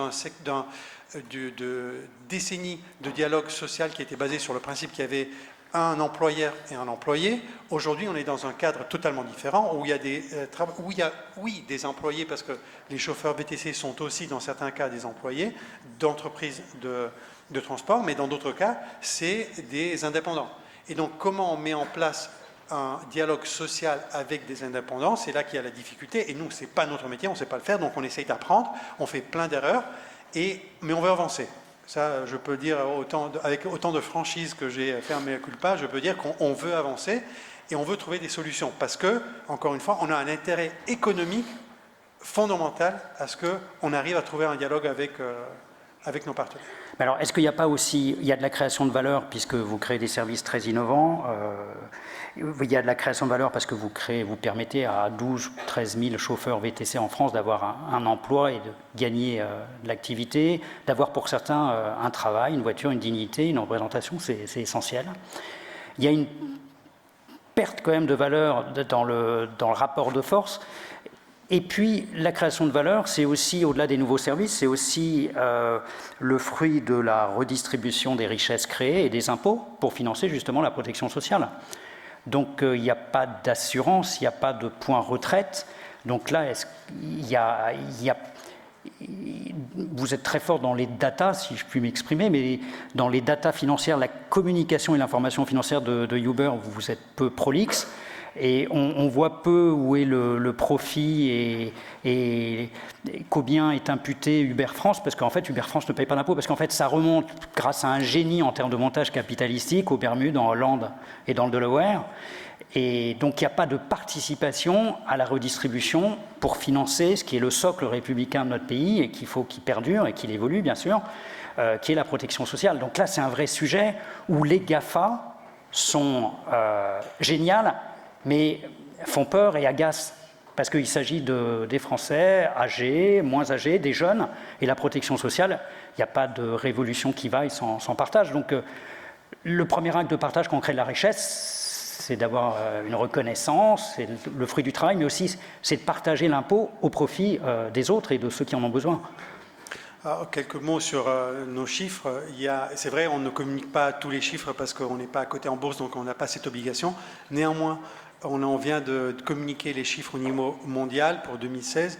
On a annoncé 6,5 milliards de chiffre d'affaires et 2,8 milliards de pertes. Oui. Donc la question, malheureusement pour nous, en ce moment, la question des impôts ne se pose pas vraiment parce qu'on n'est pas profitable. Oui, mais là, on ne gagne pas d'argent, on investit beaucoup d'argent. Oui, mais ceci je dit, vous titille 2 secondes. Je vous titille 2 secondes parce que tout à l'heure, vous me disiez que l'intelligence était d'aller dans les particularismes. Là, vous répondez globalement au niveau worldwide. Parce que Uber France fait un chiffre d'affaires et des recettes, mais c'est la division partenariat d'Uber. Et ça remonte, mais Airbnb, ça remonte je ne vais pas éviter votre aussi question. par les mêmes cascades. Je ne vais pas éviter votre question. Mais G7 a une filiale, je ne veux pas avoir de procès, mais au Luxembourg. Oui, voilà, tout à fait. Dans les myriades de Total voilà. est basé à l'étranger. Voilà. Enfin, mais je ne vais pas éviter votre question. La question est absolument pertinente. Comment fonctionne le modèle Uber pour ceux qui ne connaissent pas? Donc Uber fournit un service à des prestataires de services, donc à des chauffeurs. Quand vous payez une course 10 €, 7,50 € vont au chauffeur, qui paiera après ses impôts selon le statut qu'il a, selon la structure juridique qu'il a. Les 2,50 € qui vont à Uber en termes de frais de commission servent à plusieurs choses. Ils servent à payer l'activité de marketing et de support client qui est basée ici en France, et l'entreprise française, elle paye des impôts, et les chiffres sont publics. Une partie sert à payer les coûts de développement technologique et de la technologie elle-même. Mais Uber France, ils sont faibles. Les chiffres Bien sûr, ils sont faibles. D'impôts sont faibles par rapport au chiffre d'affaires généré réellement. Mais c'est intelligemment fait, mais Airbnb, c'est pareil. Ouais. Et la partie qui sert à payer les coûts de technologie va aux Pays-Bas, parce que le siège mondial, avec l'exception des États-Unis, de Uber, pour la partie technologique, est aux Pays-Bas. Et là, c'est là que la fiscalité est appliquée pour l'Union européenne. On peut en débattre, on peut dire que c'est pas correct, que c'est correct, que c'est injuste, que c'est socialement acceptable ou pas acceptable. C'est la loi qui permet de faire ça. Oui, on le fait parce que la loi nous le permet, parce que c'est un avantage compétitif qu'on a par rapport à d'autres, parce que ça nous permet d'être au même niveau que d'autres entreprises qui font exactement la même chose. C'est le système du marché unique européen. Est-ce qu'il faut le changer ? C'est un débat absolument ouvert. Nous, en tant qu'entreprise, je peux simplement dire qu'on se conformera aux décisions politiques et sociétales qui seront prises par les États. L'Europe, à la fin, c'est la somme des États. Si les États décident que le système qui a été mis en place il y a des dizaines d'années, qui permet encore aujourd'hui d'être basé dans un seul pays et de fournir ses services et ses activités dans tous les pays, si on estime qu'il faut le changer, il sera changé. C'est vrai que ça ne fait que souligner la faiblesse de l'Europe où il n'y a pas d'harmonisation fiscale. Je vais vous donner un exemple, et je vais peut-être donner une idée aux régulateurs, mais je suis sûr qu'il ne manque pas d'idées. Moi, je viens du secteur des jeux de hasard en ligne. J'ai travaillé pendant 10 ans pour une entreprise qui s'appelle bwin. Le choix qui avait été fait par le régulateur, parce qu'on était dans le même cadre, vous aviez une entreprise basée, que ce soit à Malte, à Gibraltar, au Royaume-Uni, en Italie, en Espagne, où que ce soit, et qui offrait ses services partout dans les pays d'Europe, sur la base de la libre circulation des services. Il y a eu une dérogation parce que les normes européennes ne s'appliquent pas aux jeux de hasard, donc les États ont pu réguler et demander aux entreprises d'avoir une licence locale. Ceci dit, la question des impôts restait la même. Mais qu'est-ce qu'ont fait les pays? Ils ont décidé d'appliquer ils ont appelé ça une gaming tax, une taxe sur les jeux, donc en amont. Donc il y avait une taxe de 20% sur la recette, donc ce serait une taxe de 20% par exemple sur le chiffre d'affaires, sur les frais de service que nous demandons aux partenaires, qui était appliquée en amont. C'est des choix politiques de société. C'est pas nous on ne peut pas demander aux entreprises de changer le système existant. D'accord. Alors, quand vous avez plus de 12 000 chauffeurs, puisqu'il y a Jean-Marc Tassetto qui est spécialiste de la formation par les MOOC, leader européen, est-ce que vous avez une manne, une communauté? Est-ce que vous leur apportez pour compenser aussi de la formation, les aider à gérer leur activité en tant que travailleurs indépendants. On en parlait avec François Asselin et Marie-Lise Léon, de plus en plus les syndicats professionnels ou salariés peuvent être en relation directe pour les aider. Est-ce que vous traitez cette communauté pour la tirer vers le haut et leur apporter aussi des accompagnements pour aussi parer à cette petite destruction de valeurs sociales? On essaye de le faire de plus en plus, et je peux vous donner quelques exemples des choses qu'on fait, mais il y a un problème, c'est la requalification, le risque de requalification. À chaque fois qu'on avance et qu'on fait des choses en plus pour les chauffeurs, on s'approche d'un risque de requalification. Et donc, il faut qu'on soit extrêmement prudent. On voudrait faire plus, mais la régulation ne nous permet pas et nous oblige à être là, c'est un contre-effet malheureux, finalement. Mais ceci dit, la régulation évolue aussi. Et je vais vous donner un exemple. La loi El Khomri prévoit une responsabilité sociale pour les entreprises. Il met en place une contribution de la part des entreprises pour les questions de protection sociale des personnes qui travaillent avec les plateformes. Et donc, on aura à contribuer de ce côté-là. Et on estime que, vu que c'est la régulation qui va nous le demander, on n'aura pas de risque de requalification derrière, parce que ce sera quelque chose qui a été fait par la régulation. Donc, c'est là que la régulation a un rôle très important à jouer, parce qu'elle peut clarifier qu'est-ce que les différents secteurs peuvent faire sans tomber dans des risques qui seraient des risques très importants pour leur activité, pour leur business. Bien sûr, ou entre plusieurs plateformes, parce que c'est un contre-effet malheureux, c'est une règle administrative qui a un impact négatif finalement. Tout à fait. D'accord. Et Jean-Marc, vous en pensez quoi? Parce que vous êtes dans le partage de savoir-faire. Je pense que vous abondez dans le sens qu'il faut prendre des risques pour participer à cette révolution digitale, mais qui a un impact, mais que la solution, c'est le savoir, c'est le learning, c'est l'acquisition de connaissances, on en parlait ce matin, et que c'est ça qui va permettre à chacun d'être de plus en plus peut-être autonome et de trouver des clients. Parfois, c'est peut-être plus simple de trouver des clients qu'un employeur. Effectivement, on est revenu à ce fondamental qui est que l'humain est au centre. D'abord, moi, je n'ai jamais vu d'entreprise aussi socialement avancée que les entreprises de technologie, donc c'est pas pour faire juste de la provoque, mais ce sont des entreprises très concentrées sur la qualité du recrutement. Google reçoit 2 millions de CV par an. Ce sont des entreprises très concentrées sur la qualité de travail, sur la libération du pouvoir, de la capacité à prendre des décisions. Chez Google, chaque collaborateur a 20% de son temps à investir, ça fait juste une journée par semaine, à investir sur des projets de son choix. Donc, quand je suis rentré, j'ai dit, mais moi aussi j'ai 20%. Il m'a dit, oui, toi, le samedi et le dimanche, tu peux faire ce que tu veux. Mais bon, sur l'ensemble des collaborateurs, ça marche. Dans la répartition des richesses, ce sont des entreprises beaucoup plus généreuses que ce que j'ai pu vivre moi dans un environnement franco-français où le partage de la richesse est parfois quelquefois plus pingre. Donc, ce sont des entreprises qui ont compris que pour arriver à 500 milliards de market cap et 200 milliards de trésor, l'humain était au centre. Alors, et dans l'humain au centre, il y a effectivement la capacité à développer, parce que recruter les meilleurs c'est bien, mais retenir c'est encore mieux, donc c'est proposer des perspectives de carrière, et c'est donc former. Ce sont des entreprises qui ont compris que en proposant dans un environnement de refondation du travail, moi j'ai connu 3 grands employeurs dans ma vie. J'ai été bercé au discours d'Antoine Riboud sur le double projet, les 2 actifs clés, la finance et les êtres humains. Quand Antoine Riboud a dit ça en 70 devant le patronat français, il a été qualifié de patron de gauche, mais c'est ce que disent actuellement les dirigeants en Californie. Donc moi j'ai l'impression de reboucler une boucle. J'ai connu 3 grands employeurs, Danone, SFR et Google. Mes enfants en compteront probablement plus de 10, dont leur propre entreprise ou leur propre activité.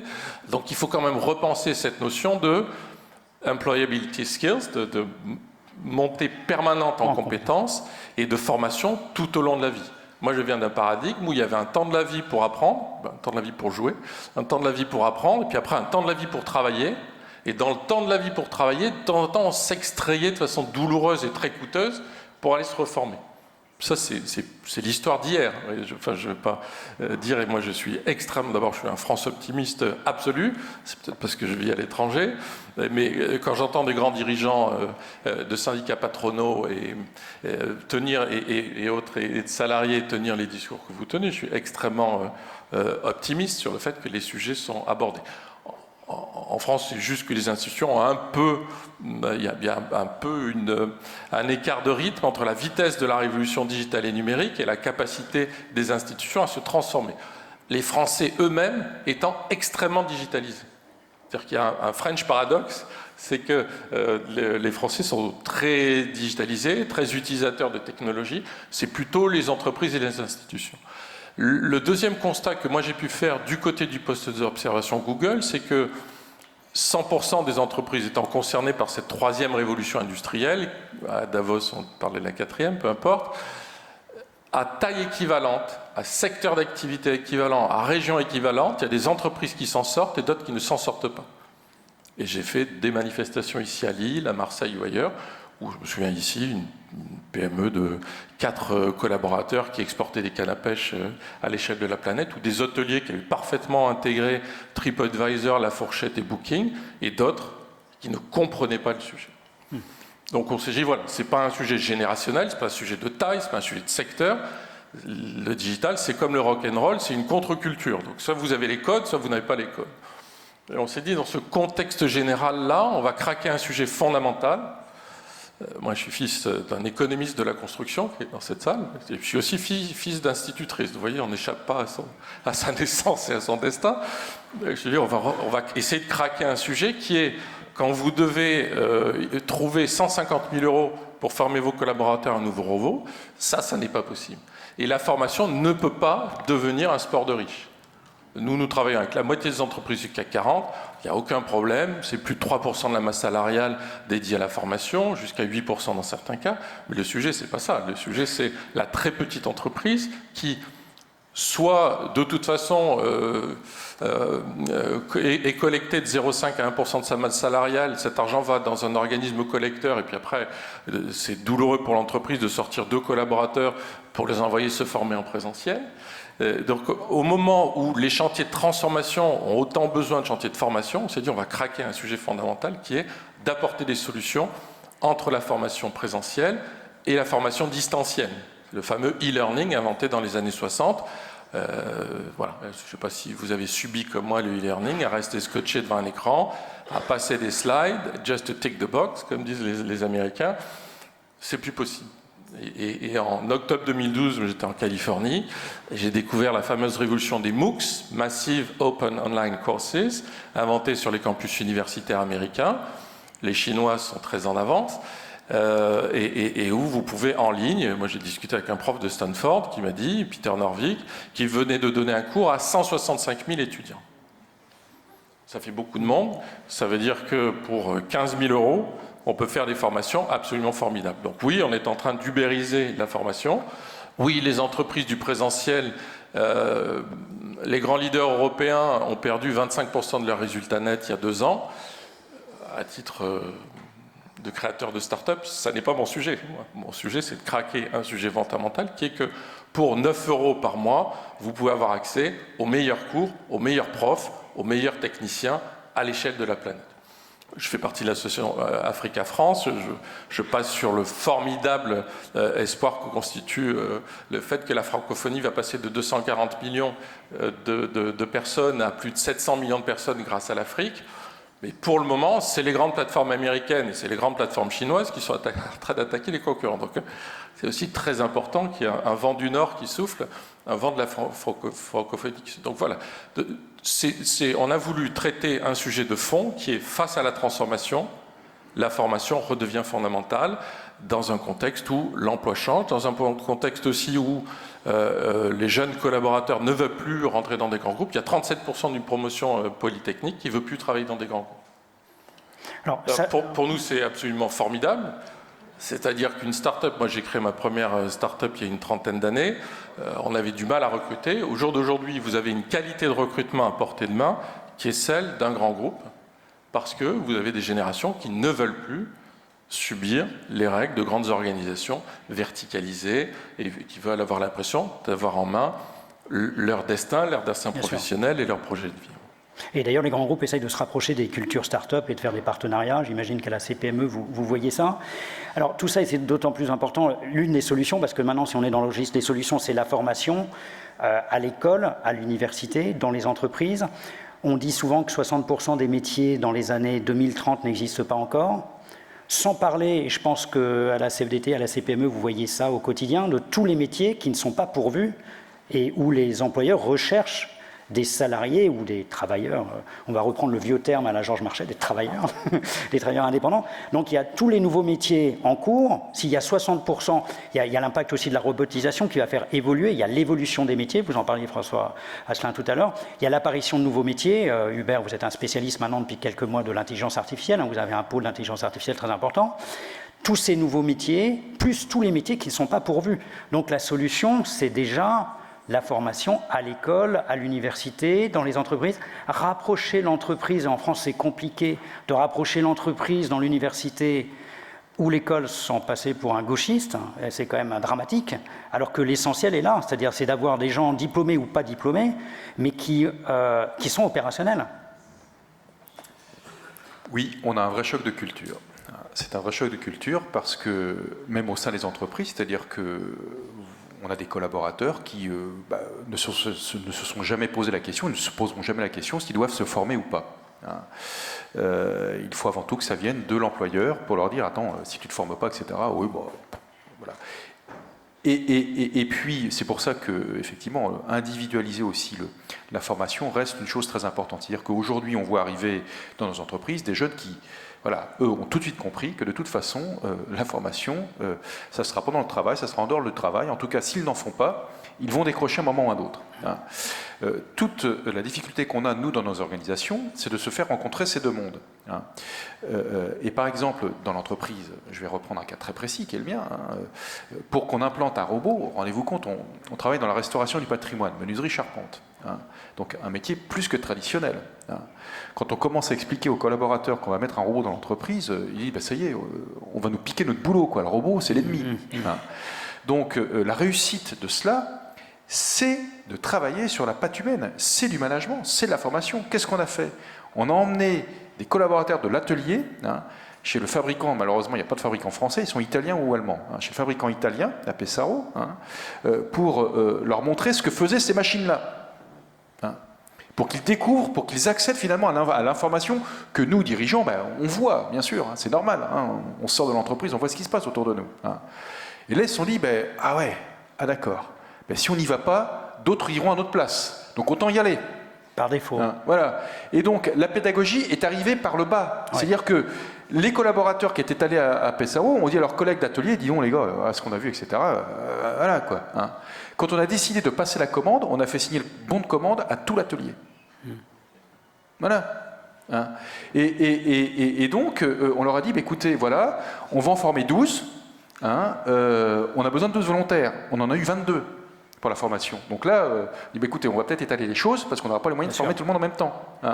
Donc, je veux dire, il faut offrir, entre guillemets, à ceux qui n'ont pas l'accès à l'information qu'on peut avoir, nous, en tant que dirigeants, cette information pour qu'ils comprennent les enjeux. Si on ne le fait pas, on va passer complètement à côté de la plaque. C'est-à-dire que le problème n'est même pas matériel. Ça y est, c'est acquis, quoi. Enfin, je veux dire, bon, si on ne le fait pas, d'autres le feront à notre place, on va sortir du marché. Donc il faut le faire, on n'a pas le choix. Mais il faut bien le faire. Et pour bien le faire, il faut remettre l'homme au milieu du dispositif. Et ça part effectivement à l'école aussi, où il faut que ces deux mondes se rencontrent. Voilà. On ne peut pas s'ignorer. Et là, je pense qu'il reste encore beaucoup de choses à faire. Il y a beaucoup d'initiatives qui sont prises, mais il reste encore beaucoup de choses à faire. Juste un petit clin d'œil. L'État a un domaine au niveau numérique où il est imbattable. Je ne sais pas si en ce moment vous êtes en train de remplir votre déclaration d'impôt. Oui. Mais je trouve que ça fonctionne de façon remarquable. Oui, mais si regardez l'application. L'État est fort en numérique pour les impôts. Non, ils ne se feront jamais ubériser. Pour payer vos amendes, impôt.gouv, l'application, ça devient presque un jeu de payer son amende. J'ai payé ma taxe foncière cette année avec le flashcode. Incroyable. Déclarer une TVA, 3 clics. Non mais comme quoi, vous voyez, dans certains domaines, l'État est capable d'aller vite et bien. Mais c'est dommage que l'État soit puissant. C'est dommage que l'État soit puissant et performant numérique uniquement par le prisme des impôts, quand même. Ça en dit long. Si je puis me permettre, le CPA fonctionne très bien aussi, en ligne. Vous pouvez ouvrir votre compte personnel d'activité, et vous pouvez avoir un accès à vos droits. Voilà, ça, juste une information que peut-être certains d'entre vous ignorent. Alors la CFDT a souvent des positions assez éclairées. Je pense que vous êtes tout à fait d'accord, vous abondez en sens dans le fait que on ne doit pas être taxé d'hyper-libéral si on veut faire entrer l'entreprise, pas les marques, mais le savoir-faire de l'entreprise à l'école, d'une part, et d'autre part, ce qu'induisait François Asselin tout à l'heure, c'est parfois les jeunes de l'école qui vont apprendre, c'est le reverse mentoring, qui vont apprendre à ceux qui viennent leur apprendre des choses en digital. Ça, c'est un donc débat, l'échange est très compris réciproque. chez nous en interne, dans de nombreuses structures, la question de qu'est-ce qu'on entend par rapprocher l'école ou en tout cas l'enseignement. Mais je ne parle pas des marques, hein. Je parle du savoir, des expertises métiers. Et les entreprises, il y a besoin effectivement d'avoir des passerelles. Elles existent puisqu'il y a des représentants d'employeurs et de salariés qui contribuent à la définition des nouveaux programmes, enfin pas des programmes, des diplômes. Je pense qu'il y a une prise de conscience. On travaille beaucoup, notamment sur les questions d'industrie avec le ministère de l'Éducation nationale, qui a bien compris et qui va utiliser, ils ont un super projet école numérique d'intégration de modules en vidéo en ligne pour mettre à disposition des enseignants. Il y a des choses qui se font, c'est peut-être pas suffisamment rapide ou encore visible, mais je pense qu'il y a quand même beaucoup d'acteurs qui ont bien compris qu'il fallait qu'ils prennent le virage ou en tout cas le train en route parce qu'il passera pas deux fois. Moi, je voulais juste rebondir sur des choses qui ont été évoquées, si on a le temps. Bien sûr. Je n'ai pas du tout d'indication. Il a été évoqué la question de placer l'humain. C'est effectivement fondamental, mais il faut peut-être se clarifier ce que ça veut dire. Il y a des aspirations nouvelles, quel que soit le statut, il y a une volonté croissante d'autonomie et d'avoir du sens. Trouver le sens de à quoi je contribue et en quoi ça m'enrichit et ça enrichit le collectif. Il y a des nouvelles formes d'emploi, des nouvelles architectures qui répondent en fait à des nouvelles organisations du travail, des nouvelles façons de travailler, notamment dans des grands groupes, avec un impact majeur pour l'encadrement. Les managers première ligne, deuxième ligne sont complètement bouleversés. Ils ne doivent plus être dans le contrôle, mais dans la coopération, accompagner les salariés dont ils ont la responsabilité.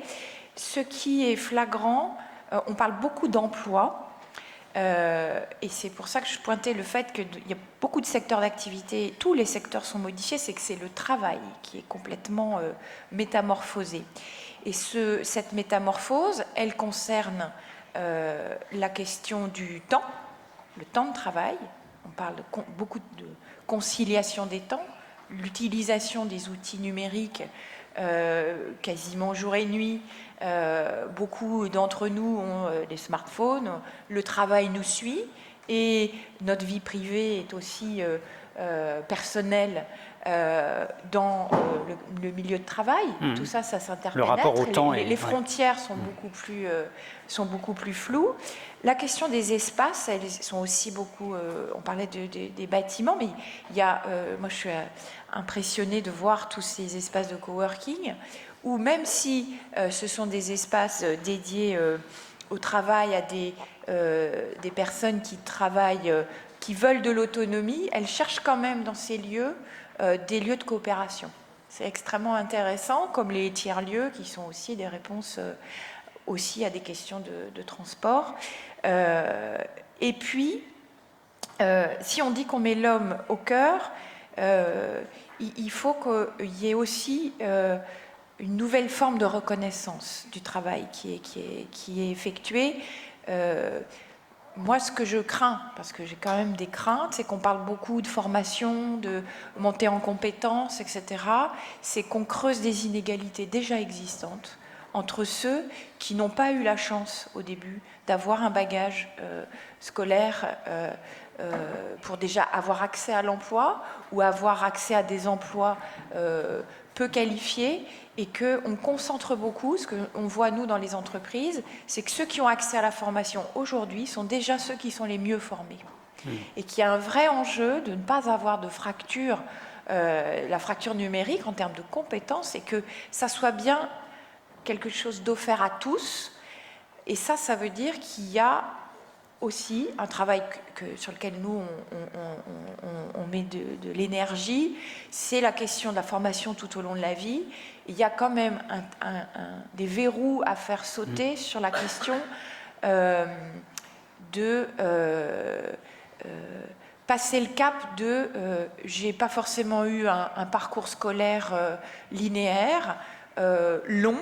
Comment je me réconcilie avec la formation. Et ça, je pense que les outils en ligne sont une réponse, mais il y a vraiment besoin de travailler sur cet accès à la formation pour tous. Sinon, on va avoir un marquage encore plus fort, une dualité du marché du travail, où on aura les super compétents qualifiés qui seront dans cette dynamique, et puis tous ceux qui n'auront pas eu cette chance de départ ou dans le cadre du parcours, qui seront un peu... Et un super plan haut débit pour qu'il y ait aussi un accès à tous. Il y a la question de fracture territoriale en plus. Bien sûr. Jean-Marc Tassetto, sur les solutions en matière de formation pour rebondir sur les cas concrets, et Antonio a parlé de démocratisation, employant ce mot fort au moins une fois. Par exemple, chez Pernod Ricard, on a déployé pour plus de 35 000 collaborateurs une formation. Le meilleur sur le cours sur culture digitale était un manutentionnaire de l'entrepôt de Cognac. Et nous, on passe notre temps à nous opposer à des dirigeants qui disent « c'est super vos solutions, on va commencer par les cadres dirigeants ». Et on dit « on ne s'est pas compris du tout ». On ne s'est pas compris du tout. Le sujet, c'est exactement l'exemple génial de le contrat qui est signé par l'atelier, du mentoring horizontal. C'est ça la révolution dont on est en train de parler, c'est la révolution de l'accessibilité. Modulo, la couverture, le très haut débit, les équipements, mais ce sont des sujets qui se traitent. Il y a quand même 6,5 milliards d'internautes à l'échelle de la planète.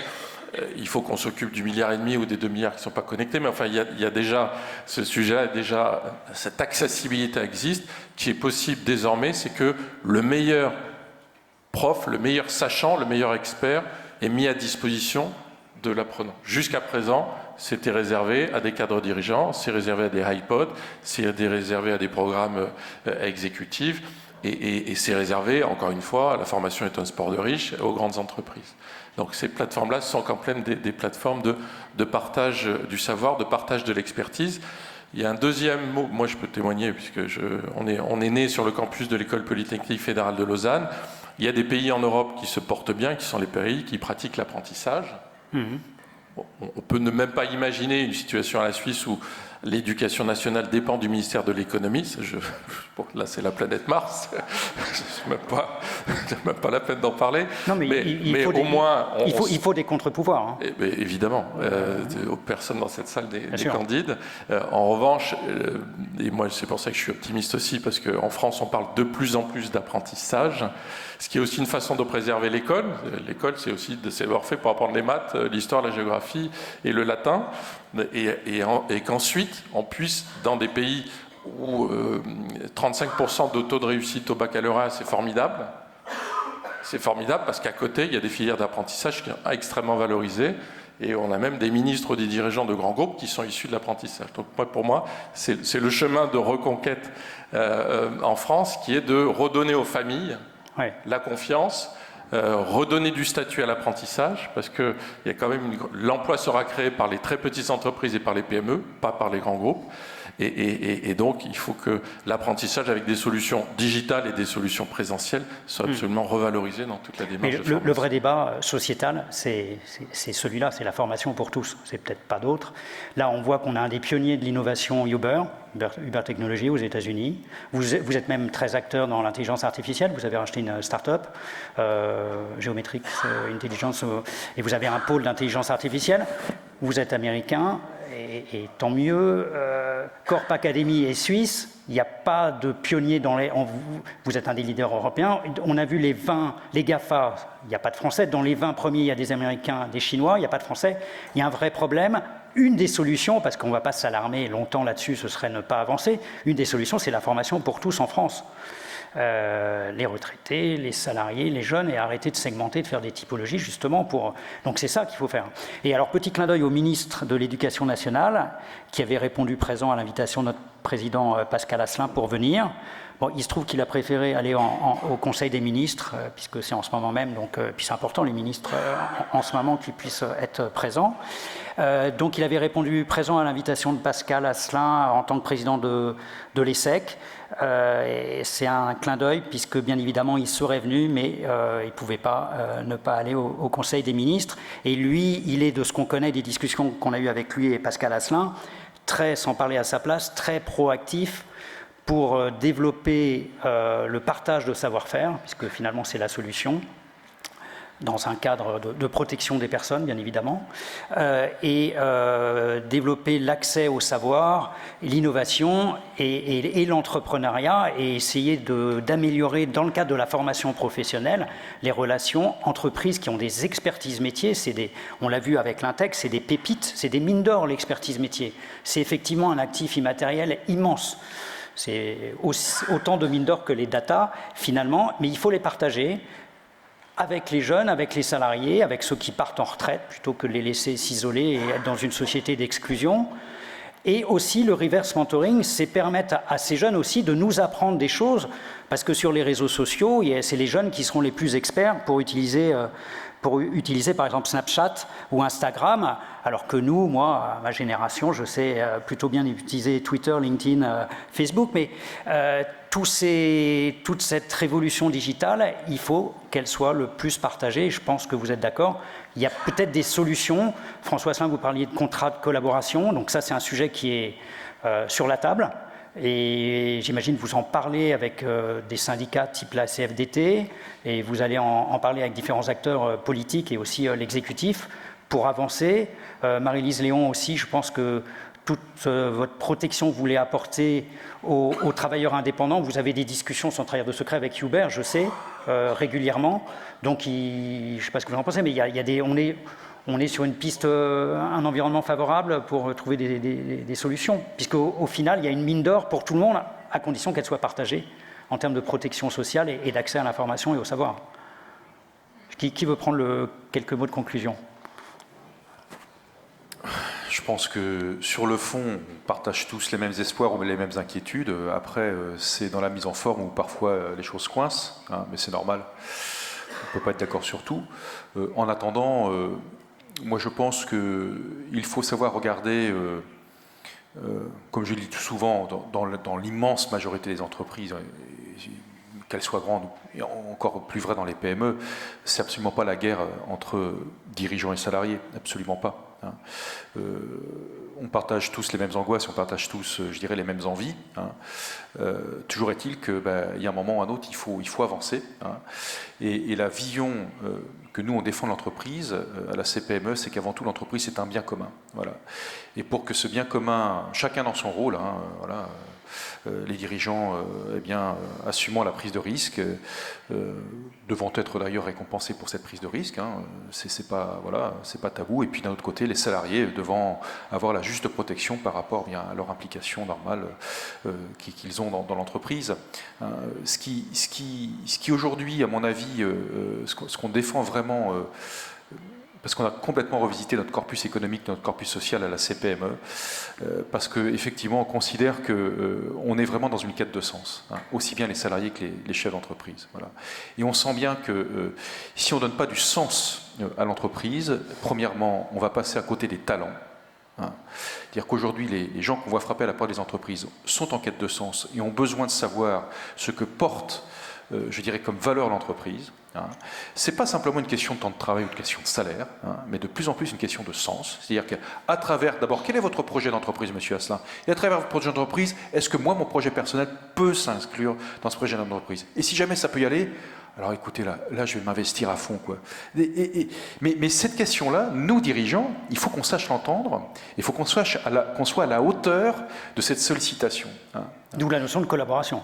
D'où la notion de collaboration, et effectivement, au-delà de tout ça, à travers cette transformation numérique de la société, il y a des sujets extrêmement concrets qui se posent, hein, à savoir qu'est-ce qu'on fait du lien de subordination à travers tout cela, qu'est-ce qu'on fait de la protection sociale avec tout ça, qu'est-ce qu'on fait de la relation client avec tout ça. Voilà, c'est des choses extrêmement concrètes, et c'est là effectivement où parfois on peut avoir une vision des choses un petit peu différente. Mais si sur les fondamentaux, on est d'accord, à savoir que l'entreprise est un bien commun et qu'avant tout l'intérêt supérieur, l'intérêt collectif est supérieur aux intérêts individuels, là je pense qu'on peut faire des choses et on peut avancer ensemble.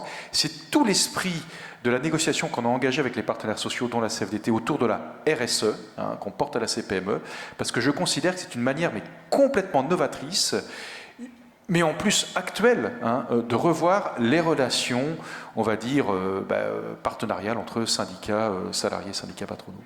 D'accord, merci. Marie-Lise Léon, Antonio Costanzo, je ne sais pas si vous avez des conclusions, des mots de conclusion à faire, ou Marie-Lise Léon. Oui. Non, pas particulièrement. Je voulais rebondir sur ce que disait M. Asselin sur la question de... Il y a une question de sens, il y a une transformation qui est à l'œuvre, il y a une modification du travail, et je pense qu'il y a une aspiration grandissante aussi. Chacun a sa place, néanmoins, mais je pense qu'il y a quand même des choses sur lesquelles il faut avancer. On a fait une enquête sur le travail il y a quelques semaines, voire quelques mois maintenant, où on a eu près de 200 000 répondants. Donc c'est presque, comme il y avait plus d'une centaine de questions, c'est plus de 2 millions de réponses qu'on a commencé à traiter. Et le score, la question qui a le score le plus élevé, c'est en tant que salarié, 72% des répondants veulent mieux participer aux décisions qui les concernent. Donc sans aller jusqu'à faire de l'entreprise un bien commun et de la cogestion, je pense qu'il y a quand même des progrès encore à faire sur comment on implique mieux les salariés dans les décisions de l'entreprise qui les concernent et comment on noue ce dialogue en ne donnant pas forcément le sentiment aux salariés qu'ils doivent faire avec les conséquences de choix auxquels ils n'ont pas forcément été associés. Et est-ce que vous pensez que chez des pure players, chez des Uber, chez des Corp ou autres, Jean-Marc parlait de l'architecture, puisqu'on est dans le domaine du bâtiment, de la construction open space, horizontale et non pas verticale, il y aurait eu ce même taux d'appréhension? Quand c'est horizontalisé, dans les pure players, j'y étais moi-même, on peut penser qu'il y a justement cette collaboration directe, cet échange direct, et il y a moins de hiérarchie. Alors, il y a peut-être aussi des choses à apprendre du mode. Alors, il y a une transformation qu'on n'a pas évoquée dans le travail, c'est la question de... Et parce que ça va au-delà, c'est la question, y compris de la société. Je pense que le numérique a profondément transformé la relation à la démocratie, par la démocratisation, mais aussi la transformation du rapport aux autres, aux décisions qui sont prises, et la façon dont je peux contribuer au débat. Donc il y a une question, y compris dans l'entreprise, d'ouverture du débat, avec des règles claires sur qui décide au final. Mais je pense que c'est effectivement des organisations nouvelles, avec des contributions nouvelles aux décisions, ce qui modifie du coup l'encadrement et son rôle, et donc après il faut être très clair sur les règles et la transparence qui concerne justement les décisions qui sont prises. Ouais. Mais le digital a ça de bien, c'est que ça fonctionne sur des modes projet. Investir dans un robot, ça a été traité comme un mode projet. On invite les salariés à signer comme quoi on va investir dans un robot et donc ils sont en amont. Donc le mode projet qui est intrinsèque à la mise en place d'une stratégie digitale, il y a aussi la stratégie digitale en amont, mais le mode projet c'est un mode par définition en général collaboratif et l'exemple du robot l'incarne. La méthode agile, en fait. La méthode agile, exactement. C'est pour ça qu'il faut faire attention à ne pas prendre le sujet par le bon bout et bien comprendre les liens de causalité. Parce que moi, quand on faisait des learning journeys en Californie, il y avait des dirigeants d'entreprise qui revenaient en disant « C'est génial, je vais mettre un baby-foot dans l'entrée de la tour. » Non, on ne va pas commencer par le baby-foot. Baby-foot américain. Le sujet, c'est le sens. Ouais. Toutes les entreprises dont on parle ont un MTP. MTP, c'est Massive Transformative Purpose. Elles sont là pour changer le monde. Donc nous, avec notre cynisme latin, c'est des choses qui nous font un peu ricaner, mais si vous voulez donner du sens à un jeune plein d'espoir, plein d'ambition, il faut quand même proposer quelque chose d'un peu ambitieux, de contribution à la transformation, to make the world a better place. C'est le joke. Je sais pas si certains d'entre vous ont vu la fameuse série Silicon Valley de HBO, je vous la recommande. Après, on réfléchit à la structure hiérarchique et au mode de... On n'est plus dans le order and command, on n'est plus dans le top-down. Ce que vous avez fait, c'est que vous avez fait prendre la décision par les collaborateurs. Donc à la fin arrive le baby-foot, mais fondamentalement sur des systèmes. Moi je suis passé des télécoms à Google, je suis passé à un système où entre moi qui dirigeais l'activité grand public des SFR et le client, il y avait 9 niveaux hiérarchiques. Chez Google j'en avais 3. Donc voilà, à la fin vous pouvez mettre le baby-foot, il vous reste un peu de temps pour mettre le baby-foot, mais c'est anecdotique. Ce qui est fondamental, c'est des nouvelles façons de travailler qui vont avec le mode collaboratif, qui vont avec la méthode agile, qui vont avec Scrum, qui vont avec l'ensemble des nouveaux outils collaboratifs, bien entendu.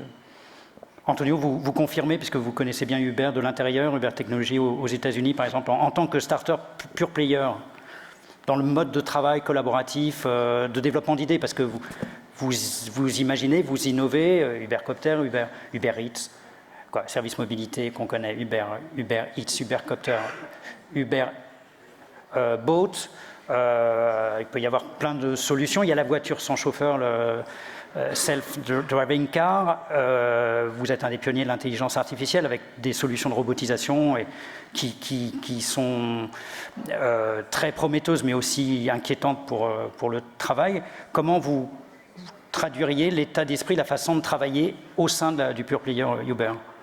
C'est ce qui a été décrit il y a quelques secondes, c'est-à-dire c'est un environnement très horizontal où il y a très peu de niveaux et les personnes qui travaillent à tout niveau sur un projet ont une responsabilité par rapport au projet. Moi j'ai des équipes, je gère des équipes, mais en réalité je gère des personnes, je gère la définition des projets sur lesquels les personnes ont la ownership, comme on dit. C'est eux qui sont propriétaires du projet. Donc, après, la personne qui est un niveau en dessous de moi n'a pas à me reporter au sens propre, au sens traditionnel du terme du projet sur lequel elle travaille. Elle fait le projet, elle le porte à terme. Et si elle a besoin, évidemment, elle vient parler, elle parle avec d'autres personnes parce qu'elle travaille avec d'autres personnes dans l'entreprise. Mais c'est elle qui a la propriété intellectuelle du projet sur lequel elle travaille.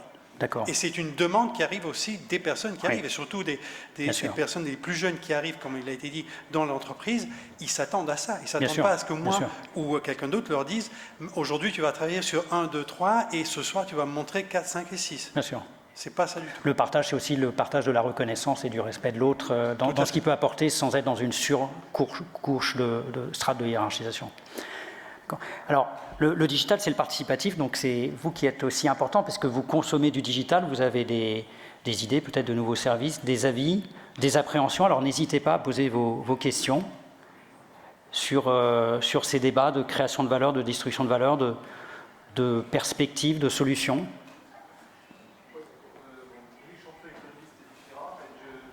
On va vous apporter un micro.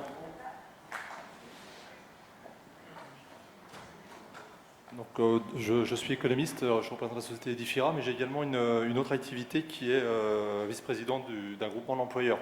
C'était pour répondre, François, à ta solution de tout à l'heure. Donc, les groupements d'employeurs peuvent être une solution permettant aux employeurs de partager des compétences à dose nécessaire pour une TPE ou une PME sans embaucher les personnes à temps plein. Voilà, donc je pense, pensez-y. Il y a également une autre... il y a également d'autres... Donc le contrat de collaboration. Voilà, alors c'est en fait le groupement d'employeurs embauche les salariés pour ensuite les partager avec des contrats de mise à disposition permettant effectivement éventuellement aux gens qui, en TPE, PME, qui sont l'essentiel du tissu des économistes, d'éviter d'avoir effectivement des salariés à plein temps là où le besoin est plus homéopathique. Donc ça c'est une première chose, mais il y a également maintenant la loi Cherpion qui permet aussi de partager des collaborateurs quand on a soit une demande, on a un surcroît d'activité, soit on a une baisse d'activité, et de conserver en même temps ce savoir-faire dans son entreprise, de partager via les plateformes, de partager ses salariés entre nous, quoi. Voilà, bon, le groupement d'employeurs va plutôt en général répondre à des besoins de fonctions transverses un petit peu, ou d'assistance. On hésite toujours entre économistes peut-être à partager nos économistes, on a peur de se faire piquer peut-être ou autre, mais en tout cas la loi Cherpion peut le permettre à dose homéopathique aussi, et le groupement d'employeurs peut permettre aux entreprises d'intégrer des ressources pour développer leur entreprise commerciale. Donc ça, c'est opérationnel. Ça, ce sont des choses qui existent, mais qui Vous sont attendez des méconnues. solutions sur le contrat de collaboration Voilà, pour... voilà, c'est un petit peu pour répondre, en attendant que ce contrat de collaboration se mette en place. Ça peut être un peu long, il existe ces choses-là, et les salariés se portent, le côté vu des salariés, on a en général des gens qui sont assez heureux de ce système, puisque ça leur permet d'avoir au sein d'une même semaine plusieurs expériences professionnelles.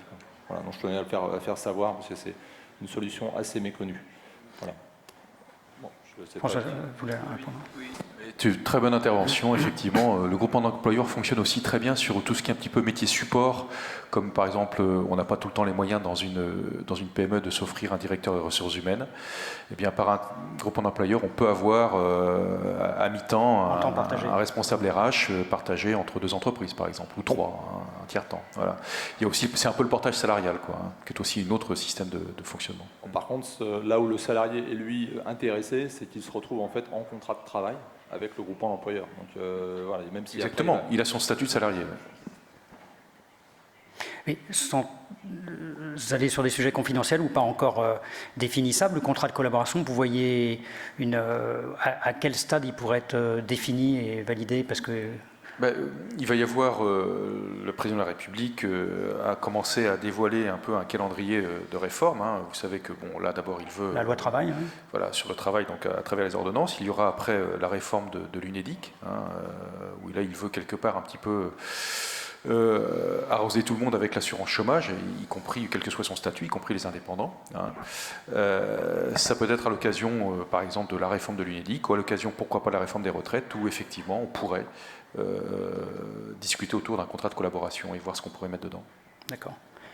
Si vous avez d'autres questions, réactions de la part de nos publics français ou non français, bien sûr, avec plaisir. Oui.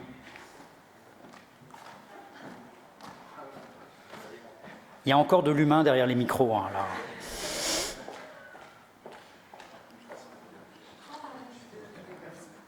Oui, je vous en prie.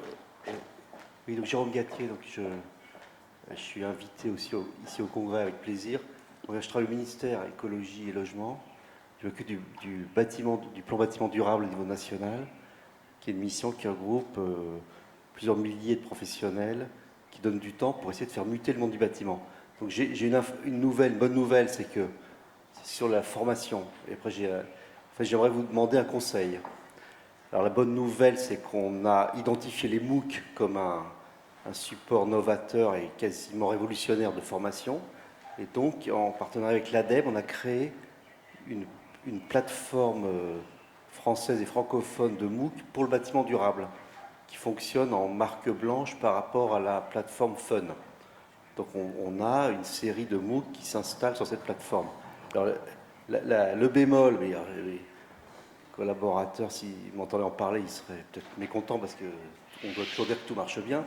En fait, on essaye de gouverner cette plateforme de manière assez participative. On fait venir autour des gens pour valider le fait que tel projet est intéressant, est de qualité et n'est pas indécent sur le plan commercial, parce qu'en fait, c'est une plateforme d'intérêt public. Et donc, je ne sais pas comment vous pourriez nous aider à trouver une bonne solution, parce qu'on a des gens qui jouent parfaitement le jeu, et puis après, entre ceux qui ont casé leur MOOC et qui trouvent que c'est bien de fermer la porte derrière, c'est plutôt les prestataires, et ceux qui représentent, alors c'est certainement pas le cas de l'Intec, mais une fédération professionnelle qui a une boutique de formation et qui trouve que, comme ils ont déjà fait 3 tutoriels, ce serait dommage qu'il y ait un MOOC qui touche 20 000 personnes sur le même sujet. On ne trouve pas encore la bonne manière parfaite non pas d'essayer tout seul, parce qu'on pourrait le faire, mais de faire partager comment faire adhérer. un peu décanter la bonne manière de choisir les nouveaux sujets et la qualité des projets. Voilà. On est générateur de leads ici, là, on crée du business commercial pour Corp Academy. Alors, on a des tas de solutions, mais je trouve très intéressant la façon dont vous posez le sujet. On a à notre capital un professeur-chercheur spécialisé sur la pédagogie à l'ère du digital, parce que la pédagogie est un domaine de recherche scientifique, en fait. Hein. C'est comment on apprend à apprendre, comment on apprend face à un écran, comment on apprend avec les autres. Et l'école polytechnique fédérale a 1 600 000 étudiants en ligne. Et quand on dit au professeur Pierre Dillenbourg, qui est vraiment une sommité mondiale sur le sujet des MOOCs, est-ce que ça marche? Est-ce qu'on est sûr que ça marche? Je dis, non, on ne sait pas, c'est pour ça qu'il faut en faire. Donc, dans votre question, il y a cette notion que vous abordiez tout à l'heure, madame, de test and learn. Ce qui va aussi consubstantiellement avec la culture digitale, avec la révolution digitale, c'est test and learn. Donc c'est se donner les moyens de tester tout un tas de solutions. Et il y a ce fameux joke californien qui est si vous n'avez pas totalement honte du produit que vous avez mis sur le marché, c'est que vous l'avez mis trop tard.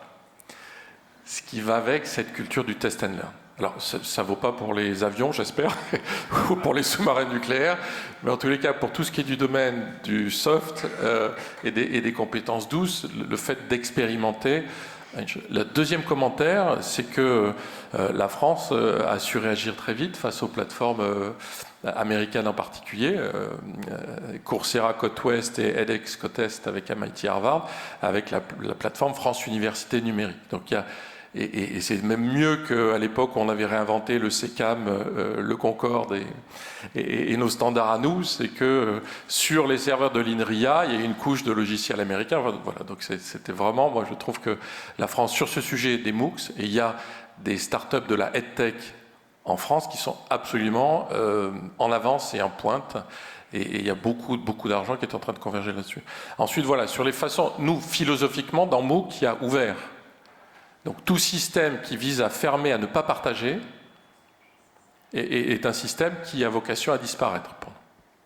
On est en train de pousser des entreprises pour qui on a fait un cours sur l'éthique et la compliance, parce que l'éthique c'est bon pour le business, sur le management de projet, à dire mais ok, vous avez fait ce cours pour vos collaborateurs, fine, mais pourquoi pas pour vos clients?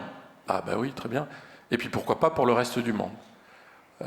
On travaille sur un projet avec L'Oréal sur les 7 étapes de la vente. Mais pourquoi est-ce que L'Oréal ne délivrerait pas des certificats à des jeunes du monde entier qui, avec un smartphone chippé à partir de Taïwan à $40 et avec de l'accès au débit, avec un hotspot Wi-Fi, auraient accès aux meilleurs cours certifiants, en sachant qu'on parlait d'expertise tout à l'heure, en matière de qualification d'apprentissage, l'expertise, elle est dans les entreprises. Donc voilà, nous, pour réagir un peu rapidement, tout système visant à fermer, pour nous, est un système qui n'a pas vocation à perdurer au XXIe siècle. Et la dernière chose, c'est, comme il y a des représentations d'organisations fêtières autour de la table, les modèles des MOOC, la disruption tarifaire dont je parlais tout à l'heure, c'est qu'on est en train de mettre en place des systèmes SaaS, c'est-à-dire d'abonnement, de variabilisation totale des coûts d'apprentissage. Le seul coût fixe qui reste, c'est le coût fixe de production d'un cours. On pourrait tout à fait imaginer qu'à l'échelle d'une entreprise, à l'échelle d'un groupement d'entreprises, on ne partage pas uniquement des collaborateurs, mais aussi un portefeuille de cours, à l'échelle d'une filière, à l'échelle d'un pays, on puisse partager et amortir, avec un diviseur élargi, le seul coût fixe de l'ensemble du dispositif, qui est le coût fixe de production d'un cours, qui peut se monter jusqu'à 30 000, 50 000 euros. Pour une entreprise, c'est insupportable. Pour une fédération d'entreprises, 30 000 divisé par 30 000 collaborateurs formés, ça fait 1 euro par collaborateur. Donc il faut chercher les effets d'échelle.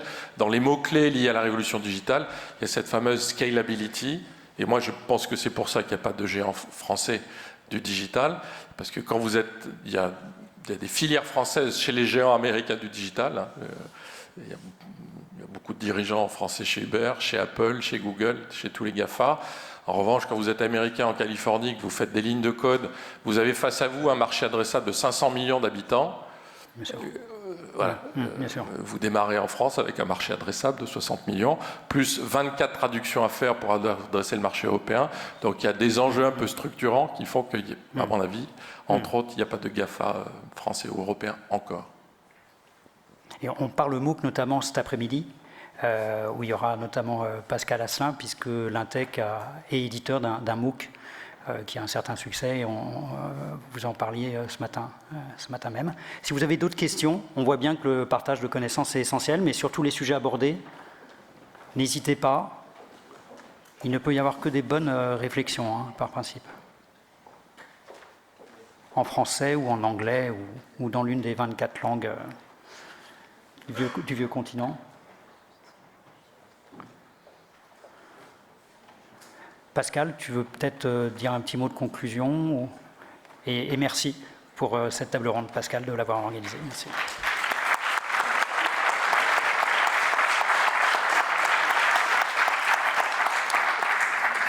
Alors écoutez, je ne sais pas si, comme moi, vous avez apprécié, mais en tout cas, c'était de très haute qualité. D'ailleurs, c'est un mini-MOOC auquel nous avons assisté. Et la digitalisation va nous permettre de le mettre en ligne, je pense, dès demain sur notre chaîne YouTube. On va le faire partager, ça aussi. Et puis on va le cadencer après de façon un peu plus pro, entre guillemets, dans les semaines à venir. Je vous remercie d'être venus, mesdames, messieurs. C'est un sujet, je dirais, sans limite. Je dirais à mon frère que moi aussi j'ai un robot, mais c'est une machine à café pour l'instant. Mais on n'a pas la même taille d'entreprise. Et on a assez bien répondu. Digital, une révolution partagée.